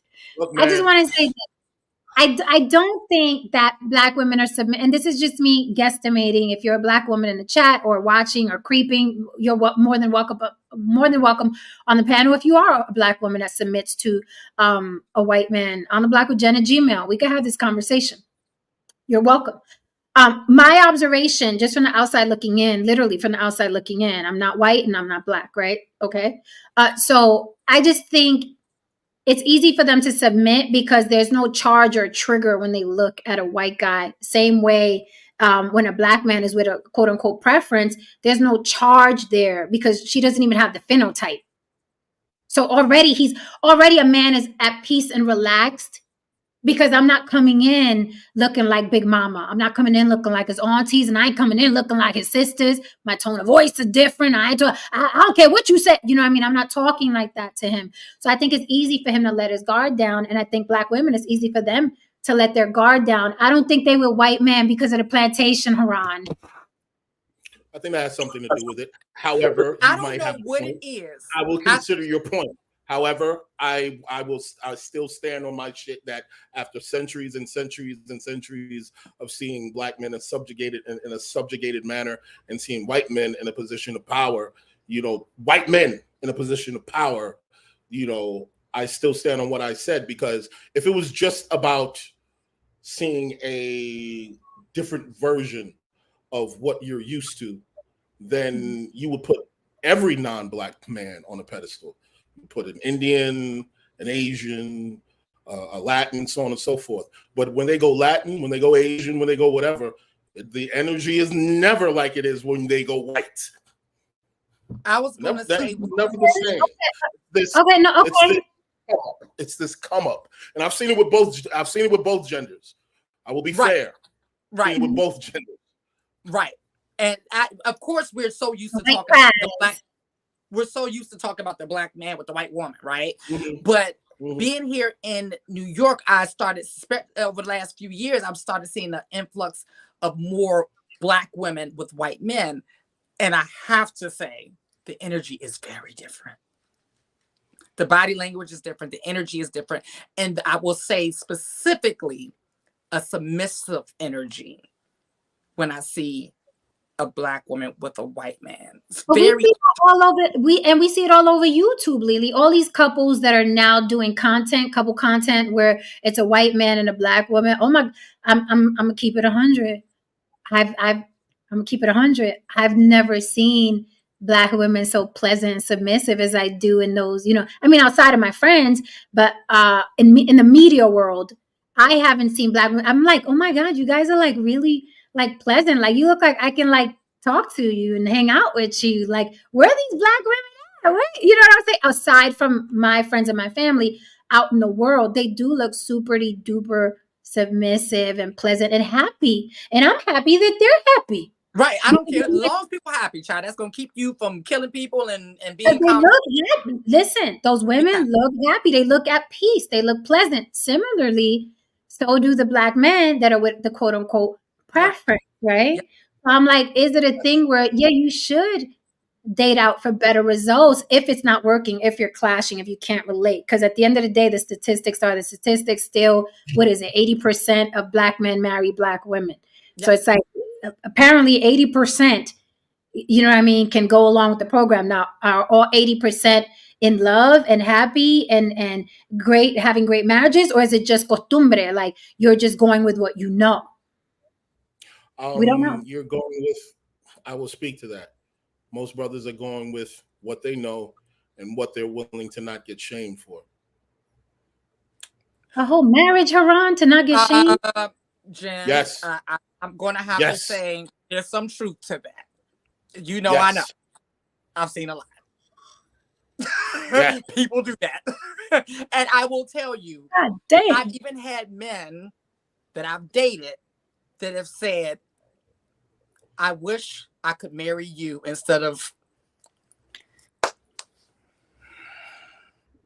Well, I know a brother right now. And for the reason, and for the reason he said, it's because they don't have the balls to deal with what I know a brother right now he's in love with a woman and it's not his wife, and that woman is white. And that woman loves him. And he said, I don't have the courage to marry this woman because my family will ostracize me. And what comes out of this, I don't want my kids to feel the brunt of that. Look, here's the problem with stats. The stats only tell you what you're looking at. The stats don't necessarily tell the truth. I'll say that shit again. The stats just tell you what you're looking at. They're just telling you the reality of the situation on the surface. They're not telling you why the situation is what it is. Mm-hmm. They're not telling you the nuance. It can't. It can't. There's no way to really, you know what I mean, quantify the nuance. Right. That's like I was thinking there's a lot of men out there. There's a lot of men out there. Shit, there's Black men married to, you know what I mean, Black women, and they want to marry white men. I mean, it is what it is. I mean, these are just realities that, you know what I mean, nobody wants to really discuss and talk about. I know a man. That's what. Go ahead, Lee. I was just gonna say, like, a perfect example. I know a guy, very handsome, retired basketball player, has children, was married to a woman, and now is with a white man married. He finally got the courage to do it, I guess, what he really wanted to do. But a lot of people are living lives that they don't want to live, but because of status, because of whatever, because of culture and shame and all of that. There are so many people who are living lives that they do not want to live and married to people because of those things. So, going back to what you said, Haron, about the numbers, like the stats, right? We just hear the stats. We don't know the intricacies and then the details of that stat. That's why I don't believe the whole, when we say the stats say 50% of marriages dissolve, right? 50%, that's a big number. And then people are like, yeah, but nobody talks about the other 50 of successful marriages. I was like, do you think that's what that other 50 represents? It's success. No, they're telling you 50% of these motherfuckers file for divorce. Yeah, that is what you're being told. So a number of these motherfuckers, they automatically believe and think that means that the other 50 are happy, you know what I mean, being in a relationship. Oh no, it fucking does not. It just means 50% of these motherfuckers actually got up and said, I'm sick of this shit. I want out. I mean, you got to 50%. The number could really be 10% of motherfuckers are actually happy. And I don't think that's an exaggeration. I don't think that's an exaggeration because people are together for the kids, finances, religion, tradition. You got to take care of, the in-laws together. You got to take care of this situation together. So I think it's a lot less, honestly, to be completely honest. Man, I'm gonna just say this right now. Everybody can relate to this, man. Survival is a motherfucker, man. Survival will have you in situations, will have you tied up, agreeing to shit based on you just got to see your next meal the next day, and you be like, I'll figure it out afterwards, and then before you realize That was many meals and plates ago where you was gonna figure it out, and now you fucked up. There's 3 fucking kids running around. You deep in the situation, and then you saying to yourself, should I leave now? Oh no, you don't, because if you leave now, you will leave with nothing, and she'll take every fucking thing. So go out, go on the cigarette run. Felt like somebody I Go know. do what Ray Donovan did and get him a whole fucking apartment. There's a lot of guys that got a whole apartment. And mind your fucking business and get back to this business of marriage and die miserable like the rest of the fuckers. Thank you, Louis Kanye. We need 11 more likes. People get the likes up to help with the show's algorithm so the show can get more exposure on the tube. You know the show is good. Advo, what you got to say? Hit that like for me, mi gente. Hit the like button. Hey, man, salutes to everybody in the panel. Hey, my brother, actually, I never thought about that in statistics because I love statistics, so I appreciate you.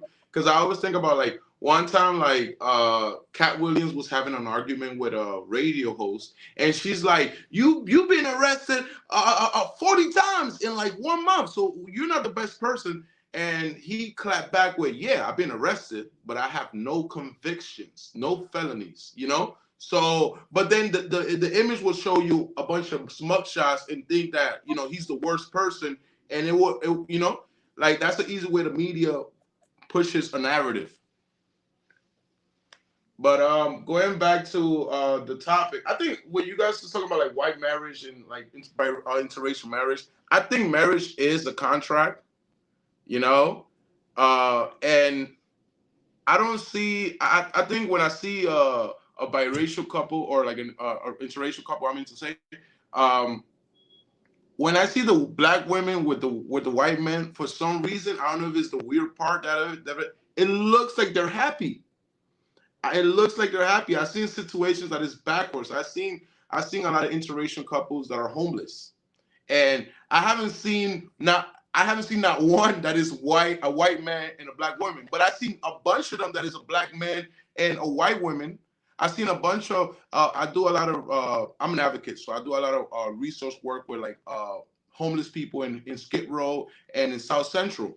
And sometimes when I was in San Diego, we found a missing white girl.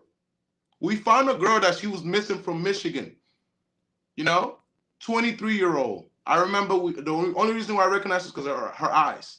And Shorty had a great family, but she fell in love with a guy that lied to her. So we find situations that brothers are mistreating other people's girls. And then on the other side, we see how some of our girls, like Cassie, for example. Cassie, it took her to be with her trainer, a guy that gave her the courage to say, you know what, fuck that. Let me sue this motherfucker for all the shit he did to me, you know? I don't think it would have been the same if she would have been with a brother, or maybe you piggyback on that. Wow. So, that was a little grenade, huh? Well, I was about to say, it's 3 of us saying the same thing because I've been seeing the whole, like the interracial black woman, white guy, and I was like, damn, is it me? Am I the only one saying this? But this energy is always different. It always just looks different. I'm gonna just say what but it's because they don't have that trigger. Oh, somebody said black men somebody let me correct certain things. Let me clarify certain things. Okay, I've been with Latin women, I've been with Jamaican women, I've been with American black women. Now, Latin women, particularly Puerto Rican women from the Bronx, from Queens, you know what I mean, so shit like that, they have violent streaks. However, outside, no, it's truth. I mean, they have violent streaks. They have very fucking violent streaks. If provoked, if pushed in that direction, that violent, very violent streaks. They're just not, you know what I mean? They're just not gonna have a fucking attitude with you just off the bat. They're not just gonna say some stupid shit like you go over there, you carry the moon on your back, and you go kill, slaughter like a fucking battalion. You drag all their fucking bodies to them. You know what I mean? They're not gonna be like, ew, why your shoes look like that? You know what I'm saying? I mean, Latin women are not going to behave like that. My experience, the Latin women that I have been with, to some degree, even the Southern black women, and the Jamaican women I've been with, Caribbean women, these women are very doting, very submissive, Even when I was broke, even when a nigga was broke, they was submissive as shit. They were submissive when there really wasn't anything in it for them per se at the time. That is what we do. Because it was a natural thing. And that was a very comforting thing and a very inspiring thing if you're a certain man. Because when you do have that kind of woman in your corner, it does make you feel like you could move a fucking mountain. Now, when you come home after you done moved a mountain and you're tired and you come home to a person who just wants to fucking talk back just off the sake of it, it hardens you even more. It angers you even more to the point where you don't really have any emotion left for anybody in the situation. Outside of maybe your kids, but sometimes some of us can't even fully connect with our kids. We can't connect with anybody, We're just doing what the fuck we got to do till we check out. Literally on autopilot. So we got 2 black men in the chat. Cedric Kelly, what's up, said? He says, shit, the man has a point. The voice get lighter when they talking to Chad and Todd. And then East Grapple says, no loudmouth black woman with white men. They ain't having it. Louis Kanye says something interesting. He says, Latin women will dig in your ass when you're not doing what you're supposed to do as a man. But no, wait, I want to dissect that. Latin women know what your potential as a man and will hold you up to it. Now, we've heard it said, we're going to tell the whole truth. We've heard it said, black women say, oh, Latin women have the same attitude we got, but when they acting crazy or yelling or whatever, it's sexy or spicy. But when we do it, when black women are yelling and whatever, we're being masculine. So what's the difference? Chat, you can jump in on this. I'm not a black man. You guys can jump in on this. I usually have these conversations with my friends, and I do, because I have a journalistic brain, I do ask questions because I'm a people sponge. But what say you? Why is it when I'm raising my voice and yelling and telling you, man, the fuck up, go out there, do what you got to do? Why do you receive it differently than a black woman saying the same exact thing to you that I would be saying? They don't say the same exact thing. They're fucking lying. No, the Latin woman will actually say something from a space of caring, be like, this is what I see a potential in you. I see that you could, you're a lot better than this. You need to go out there and actually, do X, Y, Z. And they get upset in the manner. And then the brother's like, you know what? I see that from a space of love. I'm going to go out there and do that. There's a difference between that and like, nigga, you ain't shit. You ain't got nothing. You ain't gonna never be nothing until you actually get up and actually go out. Wait 1 second, brother. Wait 1 second, brother. You ain't gonna be shit until you actually get up and actually go out there and get shit done. Those are 2 totally different things. Might be the same message, but the presentation is completely different. Now a man might still go out and reach his potential, in both instances. But don't think for a second we forget the delivery, or who delivered the message a certain way. We don't forget that. Niggas don't forget that. Yeah, you could, and you can ask any brother I'm not making this shit up. You know what I'm saying? I mean, you know what I mean? We always remember who said what and how they said it. Niggas don't forget that. So do you think that? Do you think that results in why men, like, they'll be in the trenches with a black woman? We call them starter wives. We did a show about that. Starter wives are usually black, and then when they go on and they become the bottom bitch.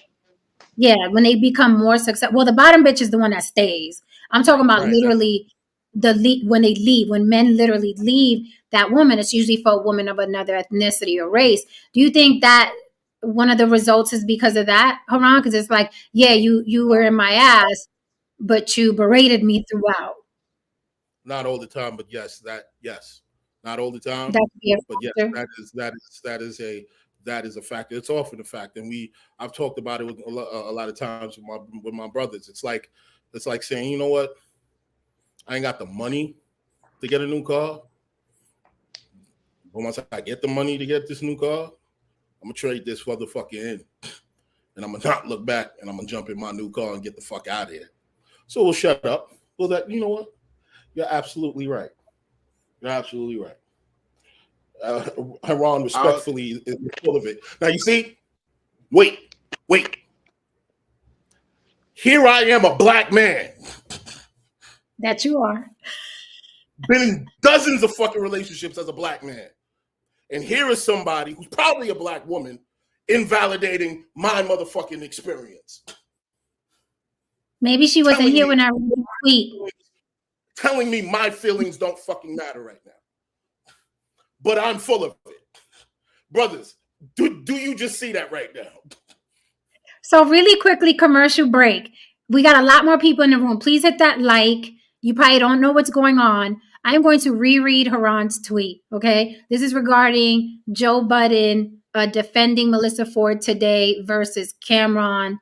And we're asking, protect Black women. Did Joe get on code with that? Was it warranted? Was it justified, right?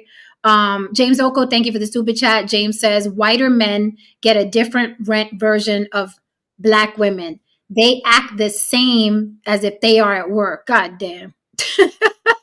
Again, I don't know They're none of not the these same as in when the they chat. at work. I ain't paid none of these niggas to come up here and motherfucking co-sign shit.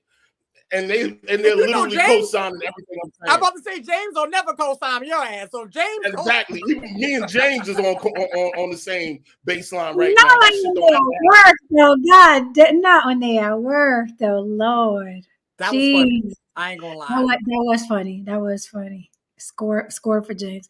Okay, so A Bountiful Soul, so Haron respectfully is full of it. So A Bountiful Soul, feel free to come up if you like. I'm gonna drop the link one more time, but I do want to. We got a lot more people in the room, and I don't want people to be lost.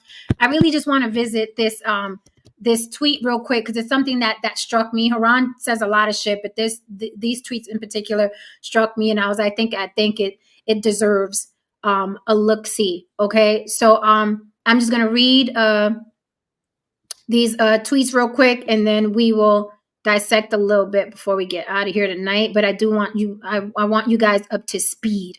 Okay, I want you guys up to speed. Tristan said the only difference is skin tone. I think that's to your comment, Haron. The only difference between Black Latin women and the talking is skin tone. Okay, so I just want to pull this up real quick. This was Haron's tweet today, and it hit me in the gut, and I said I want to look into this. The current wave of Melissa Ford apologists proves one thing: even in moments of such irresponsible behavior, all roads lead to Black female victimhood. Black women will always flip that shit so fast to appear as if the person she slighted is in the wrong. Black men have some balls for a second. You've seen your mama do it. Your sister do it. Your baby mama did it. Even your daughter is about to do it. We don't have genuine discussions about when wrong. Black men's responses are policed by Black women viciously. We are told how and for how long we should respond to their poor behavior and guilted if there is a demand for accountability. Then they insist on Black men improving their EQ, all the while they are allowed to gaslight, deflect, and even ruin reputations. I guess like when Bountiful Soul said, Haron, you're full of shit. One can't be a physical predator, but behaving as an emotional predator is a reality as well. When the pendulum swung, misandry and not morality arrived. This is why a number of Black men are silent. We don't share our ideas and emotions with these women. The crimes of manipulation that demand we suffer in silence lead us to operate on autopilot in the home, provided that we stay in the home. These women wanted Cameron to shut up, take his little apology, and go in some corner. He ain't nothing but a Black man who gives a shit about his feelings. These women will cover up the fact they're in sexless relationships and loveless marriages. They'll say they aren't into the dude anymore, which at times is bullshit. He doesn't want to touch her anymore. He looks at her and instead of arousal, he is overpowered by resentment. He tells you he's tired. You start thinking he's probably having issues, yet little do you know, he's standing at full attention for some woman 50 pounds heavier than you, a woman who actually listens to his point of view. The so-called pick-me's yet said pygmies are being treated like royalty on the side while you get a dishwasher and bills paid. All the while you cackle to your friends about his worthlessness. Hey, ladies, want some advice? Want to know what men really want?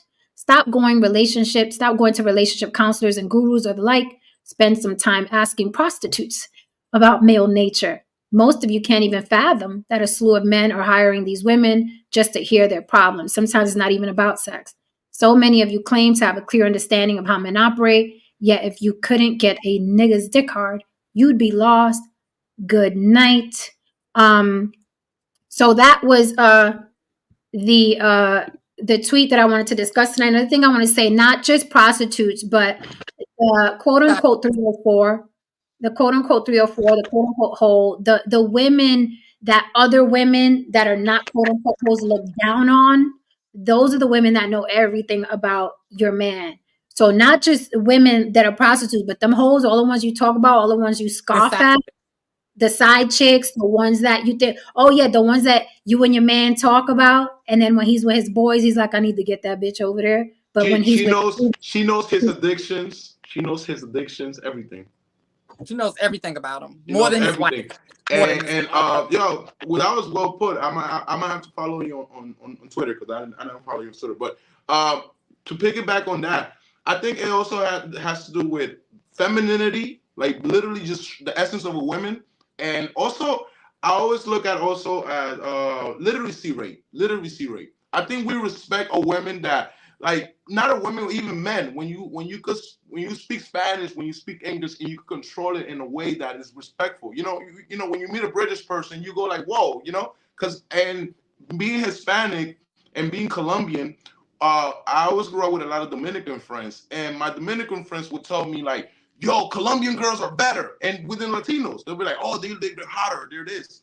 And I'm like, do you have beautiful Dominican women, beautiful Puerto Rican women? It's the same to me because I date mostly Dominican, Puerto Rican. I don't date too much Colombian. But the problem is also because like we speak different Spanish.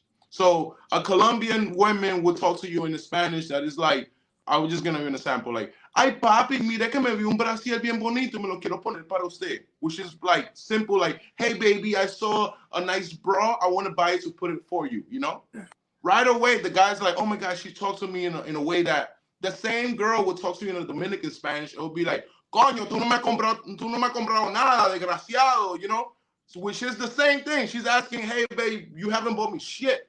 What the fuck? I need to buy a bra. So, but it's the same women. It could be the same thing, but it's how you say it, how you ask for things, you know? And I think, like, with my side, and Colombian women, they're very manipulative. You look at, I met one time Sofia Vergara, the actor from Modern Family. We know who that is. And when I met her, I was surprised because Sofia doesn't speak English like that. Yeah, Sofia, no, she turns it up. So, but that's because why? That's the sexiness. Hey, daddy, like all of that. That's the motherfuckers like that. The strippers, the hookers, I love them. I hug out with them. You know, I see the 304s in Figueroa. And strippers even do country accents too. They do southern accents. Hello, baby. Hey, one day. Oh. They do that too. They like wait for him when don't wait for him to knock on the door. Hey, baby, how was your day at work? That shit changes a motherfucker's whole aura. Yeah. You feel like the man. You meet a man. Listen. Free game. You meet a man at the Dow. Okay, when he coming home from work, that's a whole different situation. You happy that man is home. And these are little things. And here's the thing that's even more wild is that it's genuine. Like, I'm happy when my man comes home. Like, I'm happy that he's there and I missed him and it's real. And that changes a man's whole day after a fucking long day at work. You want to come home to that soft thing. And I know women are going to get me. Yeah, but what if he ain't black? I'm just saying that it's possible. Louis Kanye says something interesting. He says a Latin woman will dig in your butt, but will help you in her own way. But a black woman will emasculate you. Again, I think that comes from it comes from childhood. And it is a culture. There is a specific culture there. Not all, some, but there is a culture that women, black women specifically, already know that they are más macho than the men in their community and in their immediate family. There's a thing. There's a matriarchal undertone and overtone. I run this house. I'm Big Mama. When you think about the leader of a family, you think about Big Mama. No one ever says Big Papa. No one asks Also, who I the don't need you. who the patriarch of the family is. Also, there's also like the aspect of I don't need you. I could get Uncle Sam. I don't need you. You know, like the aspect of like a man. If a man lives in the projects with the girl, now she loses her EBT and all of those things. You know, I'm pretty sure they changed those laws now. But I think those have another effect. That's a dicey one. I don't like. I'm not even talking about the Section 8 girl. I'm just talking about the girl who works. I'm talking about these are the girls who I'm specifically talking about. But yeah, it's a big difference. Yeah, because I'm gonna say this. I don't like that topic either, because I really do feel like women, if a man is providing, who the fuck is going to go get an EBT card? Why would she do that? I don't think that a woman's going to opt for government assistance if a man is providing everything he has to provide. I just don't think so. Why would you do that? The main reasons why I can't fit into a lot of these expectations with a lot of these relationships, modern relationships with Black women, is because I come from a patriarchal culture. You know what I mean? The Jamaican culture, the Caribbean culture is patriarchal. It's not matriarchal. So trying to fit in myself into this, or even trying to even entertain it, I can't do it. I won't do it. This is always going to be constant, you know, the degree of conflict. And with that being said, I mean, my own mother and I, you know, we've always, you know, bumped heads and so on and so forth, because she's a very strong-willed person. I'm a very strong-willed person. There's just certain things, just as a man, I'm a grown-ass man. Nobody's going to tell me what to fucking do, as long as I'm not hurting anyone and so on and so forth. You know what I mean? It should be respected. Now, your perceptions of me, of what I should have been, have absolutely nothing to do with me. Now, I'm going to close this, you know, and point on this.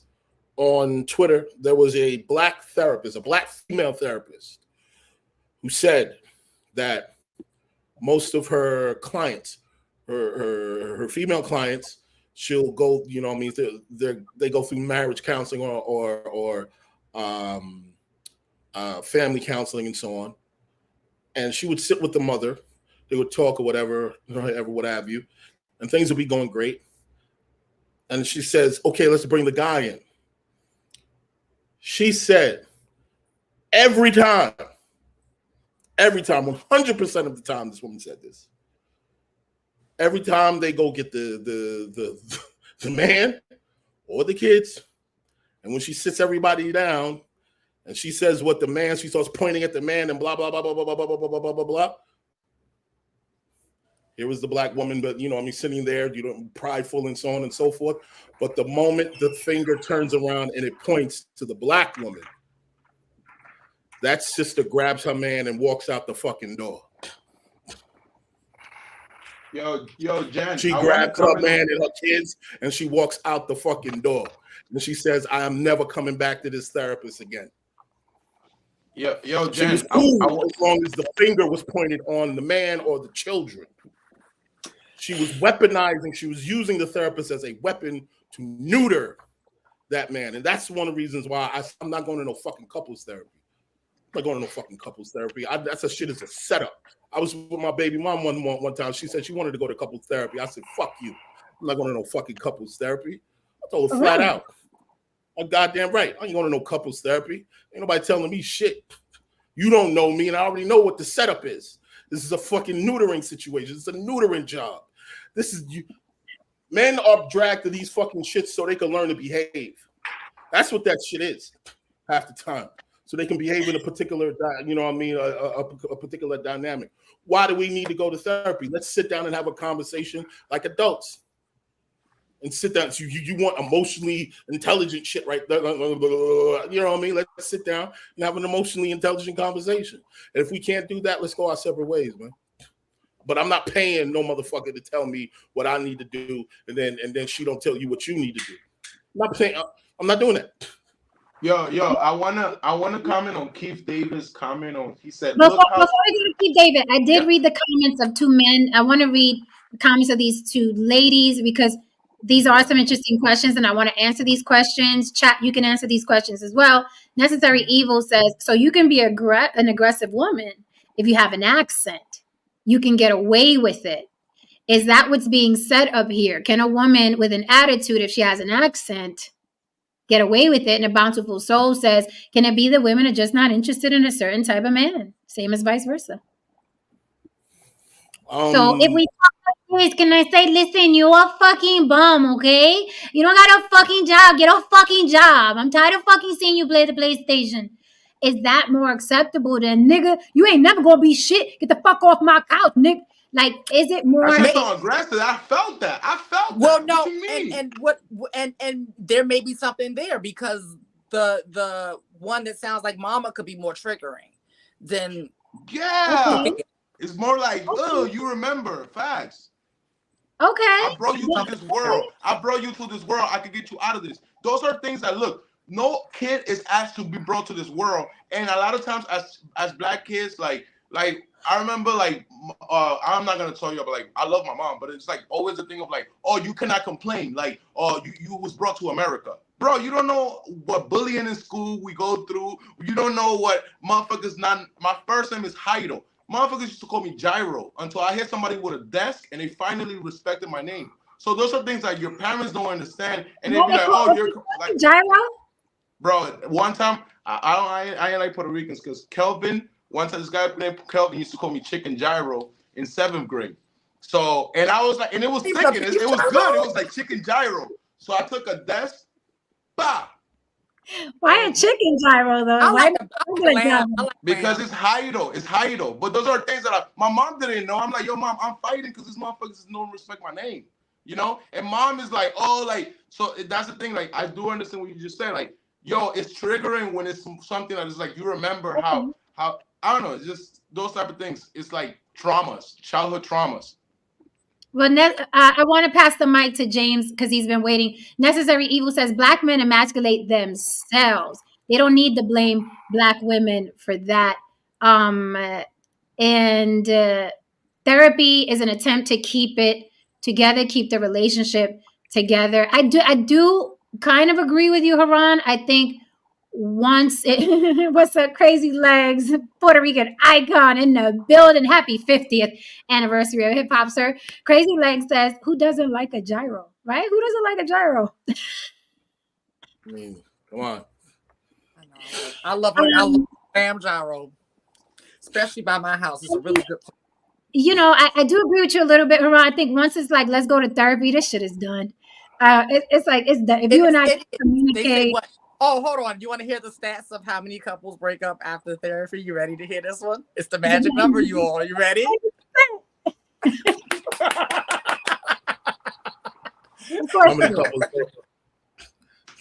Of course.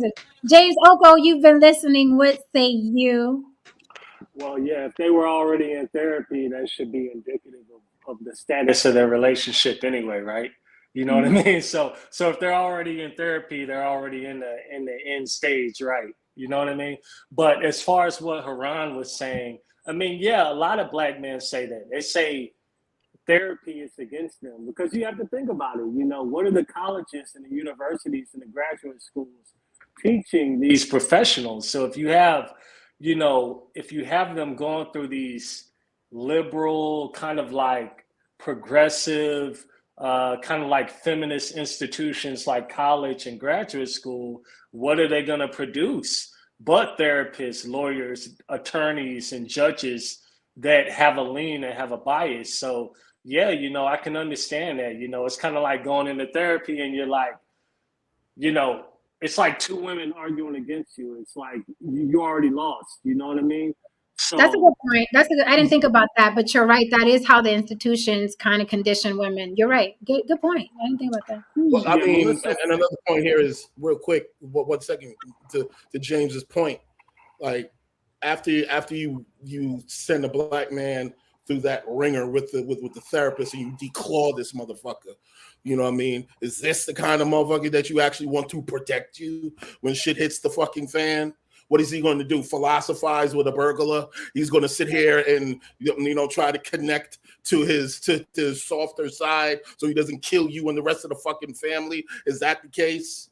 I mean, how do people really think about what's on the other side of actually shaving this man down and cutting his claws and actually using him as a component to your benefit? When shit hits the fan, he's useless. It's the emotional availability thing. You know, I hear a lot. Like, you hear that word, like, we want our men to be emotionally vulnerable. And I've been thinking about this, right? For what reason? Because, no, this is what they really mean when they say that. What they really mean when they say that is, I want the dude that I've been chasing and he hasn't been giving me the commitment to tell me that he really doesn't like me and to tell me how he really feels. That's what they mean, women mean, when they say, I want a dude that's emotionally available. Because they don't want a dude crying and talking about his problems. That's going to turn them off so quick.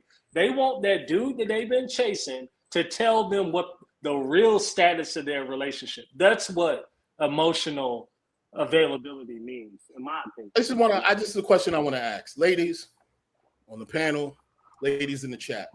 Okay, when you talk about this, you want this guy who's emotionally available and vulnerable and shit like that. Okay, this is what I hear. You want a guy to sit there and hold you and hug you while you're watching The Notebook together, and he's crying with you on cue. You know what I mean? He's sharing his innermost thoughts with you. He's there for you. He's like, give us some strawberries. Really give us some strawberries. Like that. They really shouldn't treat you like that at work. He needs to connect with his emotional side. He needs to see a therapist. That's not the kind of man or kind of person and the kind of friend that you should have in your life. That's the concept of masculinity that you want in your home. That is what you think when you think like, yeah, this is the man that will protect my children. This is we need more male feminists. We need more male feminists. What the fuck is that? What does that mean? Well, we need more Rock did this for me. We need more male feminists. I think you don't have to be a female to be aligned with the females. You know, a male feminist is a thing, and I think we look down on that aspect of it. And I think Haron would not agree with me, obviously. But what is your aspect of male feminists? Is that what you are, though, bro? I am a male feminist. What is your definition? Look, that's your thing. But for me personally, and I might sound like an older. I do want to hear the definitions. I do want to hear the definition. What is that? I want to know what that means. Well, as a male feminist, I'm an ally for a lot of women. You know, one thing I learned as an activist is that, look, I've been on the front cover of the Wall Street Journal, I've been on New York Times, CNN, all of that, right? But a lot of those organizations, a lot of those rallies, I did 1% of the work. It was the girls getting the permit for the rally. It was the girls doing the posters. But at the day of the day, guess who's louder? The men. I'm the one with the I'm the one loud. I'm the one that they're gonna take photos of. So I learned that the reason why I've done a lot of good things is because I had women as a backup. Now, as a man, I always learned that I always use my voice to undermine women. So when I learned that, I kind of learned that, like, I could always use my voice to kind of project what they're trying to push also. Because, like, let's say I could be in a room with 5 women. I'm louder than them. Right there's a way of me using my manhood to kind of undermine girls. And also, we live in a world that, like right now, like, you have Sharia law around the world. You know, you have many things that I don't agree with, with the society. So I think that we got to speak up for women. And they're new to the spaces. This is a new generation of women that get to be CEOs, that get to be independent, that get to be in places that, Secretary of State. We're new to this system. I think the biggest fear in America is not racism. The biggest fear out of men in America is sexism. Sexism is bigger than racism or anything else. What? Sexism? Men are afraid of sexism? No, I feel like the world is a sexist society. We're in a sexist society. I guess too. I'll give you an example. I know people don't like Hillary Clinton. I used to be I ran with Bernie Sanders campaign back in 2016. But say what you want, Shorty got all the votes. Shorty won the election. You know, you compare it to 2020. They say this guy won the election, but this woman literally got more votes. They took the presidency for this woman because they don't want women in power. I want a woman president in my lifetime. You know, I want Joe Biden to die right now so we could have Kamala Harris as president. I just want to see it. I just want to see it. But how do you come to terms with you wanting to support female agenda and you wanting to sleep with women? How do you come to terms with those two? Well, the essence of like sleeping with women is different, and like when you talk about sleeping, you mean like creating a family, or you're talking about how your body, your choice. What's up? Getting your rocks off. That's different, though. That's different. I feel like most women that I meet are sapiosexuals. Most women that I meet, women love to learn from men. Yes, women love money. What is your relationship with your dad, bro? What is your relationship with your dad? Statement. It sounds like a sexist My statement. relationship with my dad? Yeah, you're with your dad. Oh, it's pretty cool. We went on vacation to Colombia 2 years ago, so he's cool. And that's it? Well, the relationship is a very interesting relationship because, like, I'm the product of the war on drugs. So, like, when I look at my father and when I look at myself, we're two different men in the sense of like there's sacrifices that our parents make that are the reasons why I'm here. So I salute that man because he went through shit that I'm here for him because of him. So I never try to undermine that man.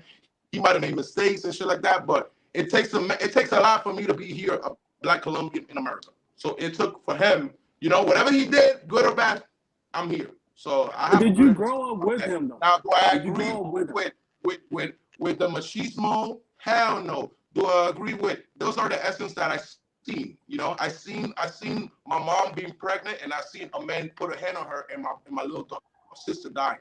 I seen that. Now, do I see that as a way of like, oh, I'm gonna hate my father? No.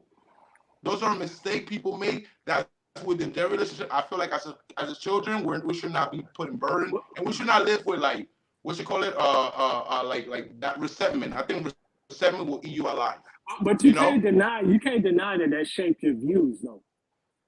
That shaped definitely your views. because I seen both of my parents been deported, so like, and the statute of limitations is kind of already done. But in a way, sometimes I look at how like my pops got locked up one time because he didn't know English. My mom's got locked up because she was on some fat shit. So whatever men could do, women could do it better. I've seen it. What? So I want to say this as far as what shaped your views. We're all up here from a shape of views. Everyone is shaped. Everyone has, we shaped our views from our experiences in our past and things like that. So that's understandable. What do you think about this statement? A bountiful soul says, hold up, that's not what Black women want. Black women only ask for one thing: respect and appreciation for her efforts. Well, that's two.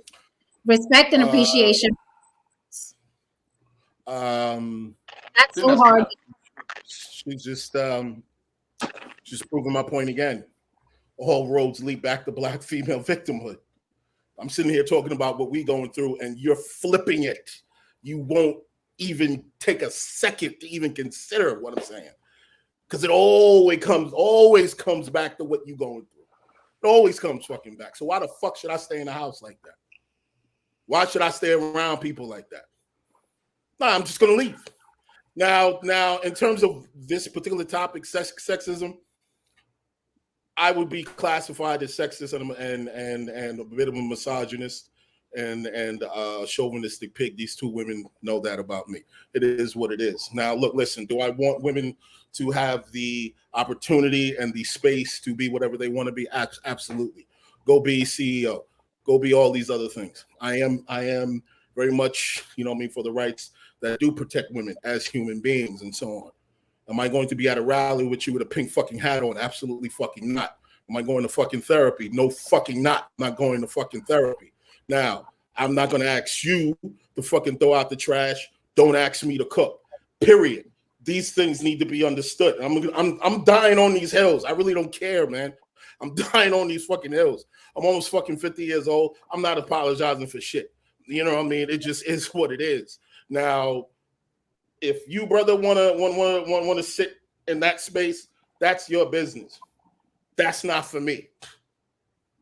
It's just not, because I was telling a woman the other day. Look, I was telling a woman the other day, man. You know, I'm not your friend. I'm your man. I'm not your fucking friend. I'm your man. Period. And I'm not looking to be here, you know, at a rally with you. She's number one. Like, no, I'm not doing that. Pussy is power. Pussy is power. Exactly. We're not doing that. You know, I'm not going to you at the New York Poets Club when they're doing the feminist shit. Okay, I'm not doing that. It's not happening. You know what I mean? I'm there for a particular job. I'm there to support a particular role. Nature deems that, and your biological imperative is going to tell you that the moment that I do not live up to that. It's cool if you're black, if you're a feminist, you know, a black male feminist, when, you know, it's time to go to the rallies, and respectfully, when it's time to go to the rallies, when it's time to go to the Supreme Court. But guess what? When she's having those visions and those fantasies of getting her back blown out, it's usually not by a male fucking feminist. Yeah. Okay, so let me say this.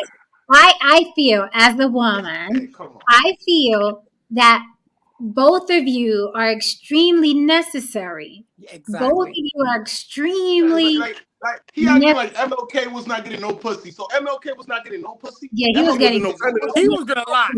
And he had side pussy.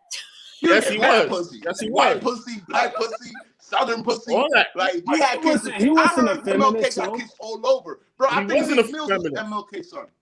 He wasn't a feminist though. He didn't have a pink hat. He didn't have the pink bunny hat. He wasn't out there, you know what I mean? And he was ERA. He wasn't doing the ERA thing, bro. You know what I mean? It's a difference. Hey, let me ask you something. Nah, he was a Let me ask you feminist. something, bro. I mean, look, I'm sitting in the food court with my girl, right? She picks up a drink and pours it on my head and slaps me on my face, right? How you think people in there are gonna react as opposed to if I did that to her? Like, what I'm saying is, hell no.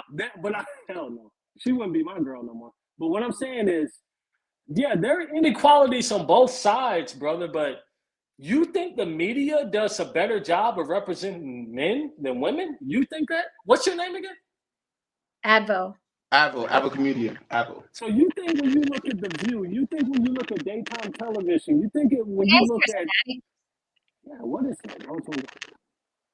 I think that's you, Avo. So mute until you talk. Yeah, that's Avo.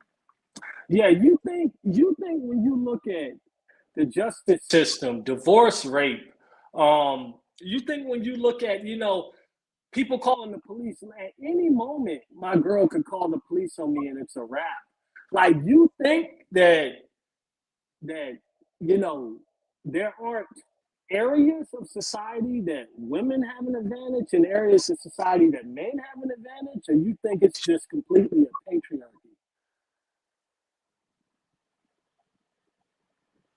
Is it my volume or your volume that's messed up? Am I good now? No, it's you. Advo, it's you. It's like you got a lot of Come back. adding and feedbacker. I don't know what's going on over there. Yeah, see, you got to look at stuff from a little black boy's perspective, right? You got to understand that a little black boy growing up, you know, you got his mom, she telling him, you ain't gonna be shit, you just like your dad, this and this and that. He grows up and then you got his sisters coming down on him. He goes out in the neighborhood, he gets it rough. He goes to school and the teachers neglect him. Anytime he gets in trouble, the principal just throws him, you know, suspends him for no reason. It's a lot of resentment. It's a lot of, you know, look, black women go through stuff, but we're talking about the black male experience right now, right? So you got to think about it. After all of that, when they come out of all of that, they want to get away, bro. They want to get away. I'm trying to tell you now. Am I all for interracial dating and stuff? But I can understand it, because what people don't understand and what's not talked about a lot is the amount of vitriol and negativity that's spewed towards Black men, and it's spewed towards other people too. I'm not playing victim, but that's just a voice. It's something that never gets talked about, right? So from your point of view, growing up with your mom and this and that, I can understand your point of view, but everybody has a different point of view. And for a lot of Black men, it's a point of view where you're just told you ain't shit all the time. You're just told you by society, by your mom, by your woman. So to the point where you achieve some type of success, you just want to get away, bro. You know what I mean? I can't really say that I blame them for that. So I've echoed that sentiment. We exactly said that earlier. Abby says something interesting. Where is it? Okay, I think this is Advo. If you could hear me, come back. I dropped the link again. Your reception was crazy. Abby said a Latin man with all that machismo culture supporting feminists is a view from another side. Most Black men raised by women can't see. Is there something there? Like, you know, Advo is a Latin man raised with all the machismo culture that you can have, but he's supporting feminists. Is it a view from another side? Most Black men raised by women can't see because, like James was saying, like Haron was saying, there's a resentment towards women already. Well, so that's why we can never be a feminist. Is it because there's an underlying resentment for women that you can never see yourself with the pink pussy hat and yelling and pussy is power and all of that? There's a resentment. There's an underlying resentment. No, not for me. You know, I was You sure? Jamaican culture. Mm-mm. Okay. Because if I really resented Black women, I wouldn't deal with them, period. Regardless of what the issues that I have with my mother. Now, in the beginning, me and my mother were cool and blah, blah, blah. It only happened until I was older and I branched off.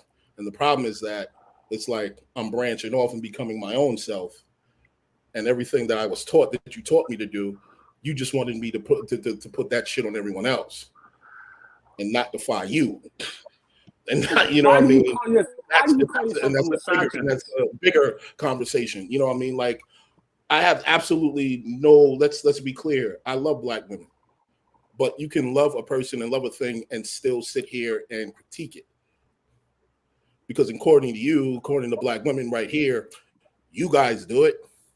That's love when you tell a motherfucker, get your shit the fucking together. So guess what? When I sit here and say this shit, I'm all of these things that you're ramming at me. Again, all roads lead back to male pain. All roads lead back to this shit, man. Completely ignoring this shit. So again, why would I go down this fucking road where I know it's gonna fucking lead? It's a futile attempt. It's a futile experiment. It just makes sense to go with either a Southern Black woman or Caribbean Black woman or a Latin woman. It just makes sense, because at the end of the day, a Southern Black woman is pretty much the same version of a Caribbean woman. It's just the accents are different. I think that's what, like, I identify with you and Jen more than a lot of stuff. I think it's because of the Southern thing. Because the way I was raised, I'm like, damn, I was raised more, I guess, Caribbean, like, because my mom and my parents in general, like, just the way they handle things. I just always knew, like, my dad was always stoic and always a protector and always a provider, and he really didn't have much to say. He really just didn't have too much to say until we became adults, which was weird. Then he was, I'm like, where the fuck this come from? You know? But yeah, it's a definite difference in culture with certain parts of the South. I would say certain parts. You see, this is where the hypocrisy lies. They agree with every single statement that I'm making. Because if you didn't, when you get in trouble, you wouldn't say protect Black women. who are you really talking to? You're talking to me. This is true because you're the only ones that can say that to, because no one else is going to do it. So something in your brain is saying that I, as a man, should be a protector, right? So if I sit here and say that, no, I'm not going to a fucking, feminist rally. I'm not cooking. I'm not doing all this shit. It's, you call it, oh, that's machismo. Well, that shit helps when it's time to protect you. That pink bunny hat shit ain't gonna work when it's time to protect you, bro. Yeah, that it's just toxicity knowing comes the in handy. rights and deciding philosophy is not going to help you when you need a motherfucker to help to pull you out of a burning vehicle. That's not going to help you, bro. Yeah, that toxicity comes in handy when you got to storm the beaches of Normandy, right? I bet all you that, one all thing. that emotional availability ain't really. I bet you one thing during that pandemic. During that pandemic, a lot of y'all was looking for a helping hand, a toxicity to help y'all asses with them fucking bills when you couldn't meet them shits. If you really want to talk real out this motherfucker, if we really gonna talk real, we were looking for the machismo. Absolutely, there was no pink hats allowed during that time. Bills need to get paid. These kids are starving. What's this nigga Future doing? What that ain't shit nigga Leroy doing? He got paper. You know how many calls I got? Hey, handsome. Hey, I ain't talked to you in a while. Yeah, I bet. I showed you the DMJ. Chick asking me for $50. Just broke up with a dude not even 24 hours. Well, I'll say this. I do agree. However, I still say I agreed with all the guys tonight, basically. But I do agree that we still need the advos as well, right? They still need a man like him in those rooms. Now, if I'm in dire straits and they gave me a choice, Haron or Advo, I'm gonna call Haron, right? Right? But I know Haron's not gonna come with me in that room trying to get, higher wages for women. So I'd call Advo. So, both of you are very, very necessary. Of course, for the long haul, my taste for survival, for bearing children, for living and would be a Haron, right? I think most women would be, go with the guy who's quote unquote misogynistic or toxic masculinity. And I've never been bothered by toxic masculinity. I didn't even know what it was when they started saying it and trying to explain what it is. I'm like, that's just men. Like that. Every time toxic masculinity is, I was like, that's just men. Like I never saw it like as a negative, just like women do women shit. And I don't expect men to do what we do, and we're not supposed to do what men do. I never understood it. I've never stood by that word. I never really got it. Yeah, we've talked about it up here and we kicked it around, but I'm like, men are just men, right? But we're gonna close. Advo, you have any last thing to say before we get out of here? James, thank you for coming up. Haron, this was your night. Tyrone said this was the Haron Takeover show. He killed it. I really wanted to dissect that tweet because it was very, very important. And I knew women weren't going to like it. But like I said, we talk about everything up here, right? When I talk about the men, women don't like it. When I talk about the women, men don't like it. But I thought that tweet was very, very important to explore. I see you, Advo. You are a male feminist. Que viva las mujeres. Thank you for doing the work you do as well. I won't be in there. I'm not a feminist. I just want, it's nice that if a woman and a man is doing the same exact job, they get paid the same exact way. But I'm not a feminist. I don't think that. I think the pendulum swung too far over to the other side with that as well. I know women won't like me saying that, but it is what it is. You'll get over it. All right, guys. Any last thoughts before we get out of here and enjoy the rest of our Saturday night? This was awesome. Salute to the men tonight. Salute to the men tonight. I hope I did okay with letting y'all have y'all space and your word. I purposely did not want to contradict anything y'all said because I wanted y'all to have your own voice tonight without us saying you lying and you know what I mean? Okay. Yeah, perspectives. I did like both of the different perspectives too. That was dope. Yeah, it really, really was. All right, guys. Don't forget, tomorrow is a new episode of Sisterhood Sips Sundays. And then Monday, catch Big Daddy Kane's performance at the Grammys 50th Hip Hop Tribute. They're doing all the hip hop artists, East Coast and West Coast. It is an amazing, amazing show. And then the day after, I'll be dropping my one-on-one interview with Big Daddy Kane. So we got a lot of content coming up. So look out for us. And guys, don't be machismo. How did you say it? Machismo? Look out for the machismo. All right, guys. Love you all. Thank you so much for your support. Kamala Harris for president. There you go. I agree with that. Okay. Thank you for the super chats. And if you want to support, please, On the Block with Jen, Cash App as well. Thank you so much for tonight. Tonight was good. Thank you. I feel good about it. Hit that like and subscribe on your way out the door for Mama. Good night.